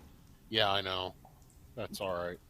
And I'm just going to Eldritch Blast into the giant lizard. That'll wake up Calgrots or Cargrots. No, he has to be poked to be or damaged or poked to wake up. The magical sleep is very powerful. Also, very loud noises will wake him up. So anything that... Yeah, a shatter might wake him up. Yeah, Shatter would wake him up, but Eldritch Blast is small. And I miss. And that'll be the end of my turn. Just wounded, man. We're back up to Gray. These lizards are tough. But without Calgars in the background, you guys definitely have the battle in your favor. And with all of Kargots' Troglodytes dead. Yep. Should pay more attention. Yeah, we're way over time, but we kind of got into like a middle of combat. I hope you're all okay. I'm good with that. Yeah. I'm okay. We probably need to finish this and then just... Yeah. That's my plan. Oh, Automatic myth. you drop your bow. It's all right. It's not a big deal. You just pick it up next turn, but like a one. So I pass. I'm glad I didn't do the sharpshooter thing on that one. That would have been a waste. Yeah, no kidding. The giant lizard. I would have got -4. Then you hit yourself, I guess. Yeah. The arrow pops up and it goes through your foot, like you shoot your foot. We could always just let this lizard burn himself to death. Giant He's only lizard just wounded, so it might take a while. takes a bit of fire damage, and then he's still squeezing. He does not have any special abilities in terms of squeezing, so he is going to attack with disadvantage. And miss horribly. You know what? He missed so bad, I'll burn him again. You rolling that? Oh, you rolling that one? Oh my goodness. I'll burn him again because he missed so bad. Lynn, you're up. Get out of the river. And eventually this Toll the Dead is going to work. Now it works. Yay. Bong. So, take that. Oh, that's good damage. That's good damage for a cantrip. Now this lizard's looking a little bit more beat up, but it's not even bloodied yet. Just wounded. Man. Kargots is fast asleep, so it's Greg's turn. Alright, so Kargot is asleep, so what I'm gonna do, I'm gonna back up. You take a disadvantage opportunity attack from the lizard. You do so. So I will attack you again with disadvantage. He misses. All right. So there's caltrops right there. We know that. So. I'm targeting the lizard, and I'll attack him with a firebolt. And that is... The firebolt hits. Adding insult to injury, he's already on Yeah, fire. really. I was about to my just turn. Now you We're, realize, we're just torturing him is what we're doing. yeah, this lizard is now in a bloody situation. Okay, Drake, you're up. I'm gonna take an oil flask out of my inventory, and I say, "Hey, buddy, would you like something to drink with that food there?" And I'm gonna toss the oil flask at him Oh, that's while he's on fire. you guys are just getting cruel now. If you throw oil on him, because there's no specific rules on what kind of damage you do, what I'm gonna do is that the oil itself won't cause damage, but I will increase his ongoing damage to 3d4. Since you're, how about that? Because there's no rules on it. It actually does say that the target takes an additional 5 fire damage from the burning oil. Oh, what kind of oil do you have? Oil flask. So it Just comes that oil we got from that big drum. No, this wait. is not. This is not that oil. This is Okay. adventuring oil that you would put in. Oh, I did not know that. So you catch for 20 feet. But you have to make another ranged attack with this oil flask. Yes. Okay, go ahead. It'll take an additional 5 points of fire damage. Okay. If I hit. Otherwise, it'll just cover the ground, and who knows, that might light it up on fire anyway. Well, since the lizard's on fire, it should. It does only burn for 2 rounds, though. So. All right, so I will. So if you hit it, I will take that 5 damage, and I will give it a 2d4 on the next burn. You hit it, I will give it 5 damage. Lizard's not looking too good. You know, you see that its limbs are getting crispy. Finally heavy. And then I'm just gonna kind of lure him onto these caltrops. So I'm just gonna move kind of 5 feet to the side there. Okay. That's We're it. up on the top of initiative again with Gray. Oh, well. I'll try to put this poor guy out of his misery. He doesn't look like he's got much left. Oh, but you miss. Ah, Poor crispy lizard. I tried. Okay, the burning lizard, I'm going to give it 2d4 fire damage with oil and alchemist fire. Burning napalm takes 4 damage, and I'm going to put it into the caltrops. It will roll a dexterity save. 15 dexterity. It's not smart enough to walk carefully through caltrops. So DC 7. Oops, I rolled it twice. I'll take the first. Well, they both succeed. Passes. So he passes and he crawls through the caltrops. Now, doesn't he have to take that for every 5-foot square he moves through it? Yeah, I'm trying to calculate this. So this is 5 feet. This is. I'm trying to think about the trajectory of where he's going to move because he can't stop in a wall. 5 Yeah, I would feet. say probably twice. Yeah. Let me do that again. That would make sense because it's a huge creature, so that's why it's a little tricky. All right, the second one he stops. He takes it. Now he's stuck where he is. But he can reach Greg. Yep. You see that it's got like caltrops over, poking through its feet and stuff. And it's on fire. Yeah, it's on fire. It's looking Poor nuts. guy. Can it get a hit in on Greg? This time it's no longer disadvantage because it's got its full body out.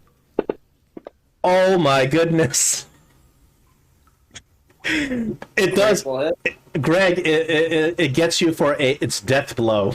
Oh, man. It's royally pissed. It just wants to cause as much damage as possible before it dies. Ouch. Lynn. Still targeting the giant lizard, so we'll try another Toll the Dead. Oh, this lizard succeeds that Toll of Dead. Oh, my gosh. It's okay. He's on fire. Kargots is asleep. Greg. Ow, that really hurt. So what I'm gonna do,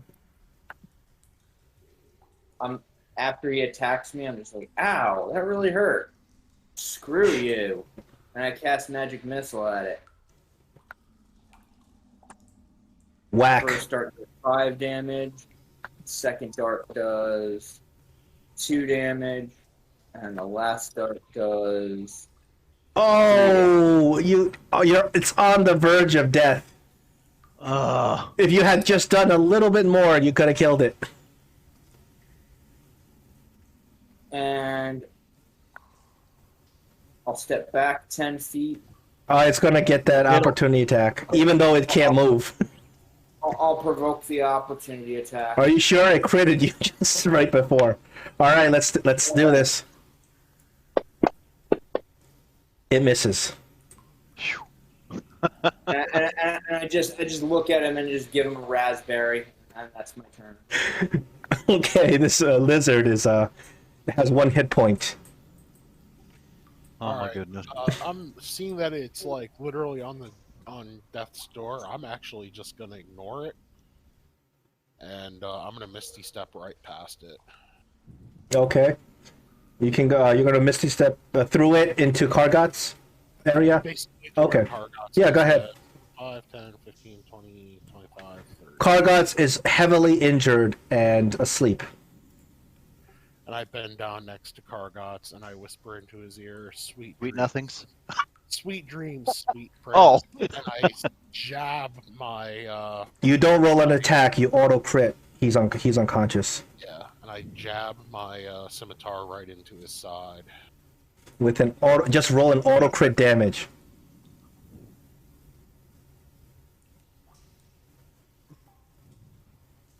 Did you target Kargot's?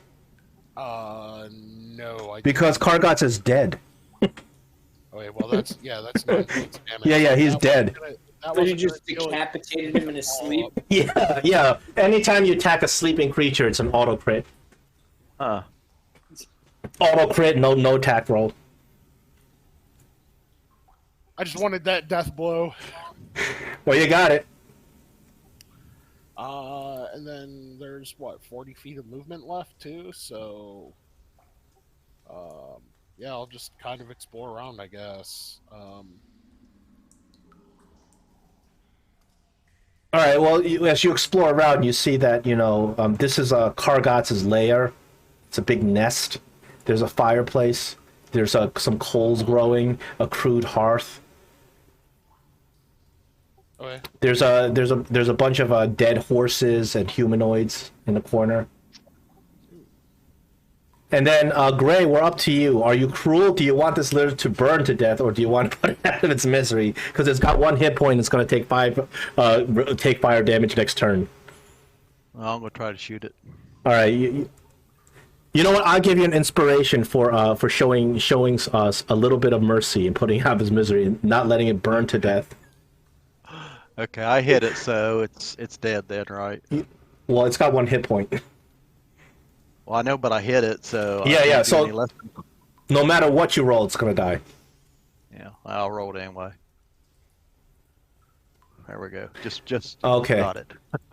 And I think we got to end the session here because we're way over time. Well, I'll see everybody Yeah. next week. Thank you for the game. That's Yeah. fun. Fun Thank game. you.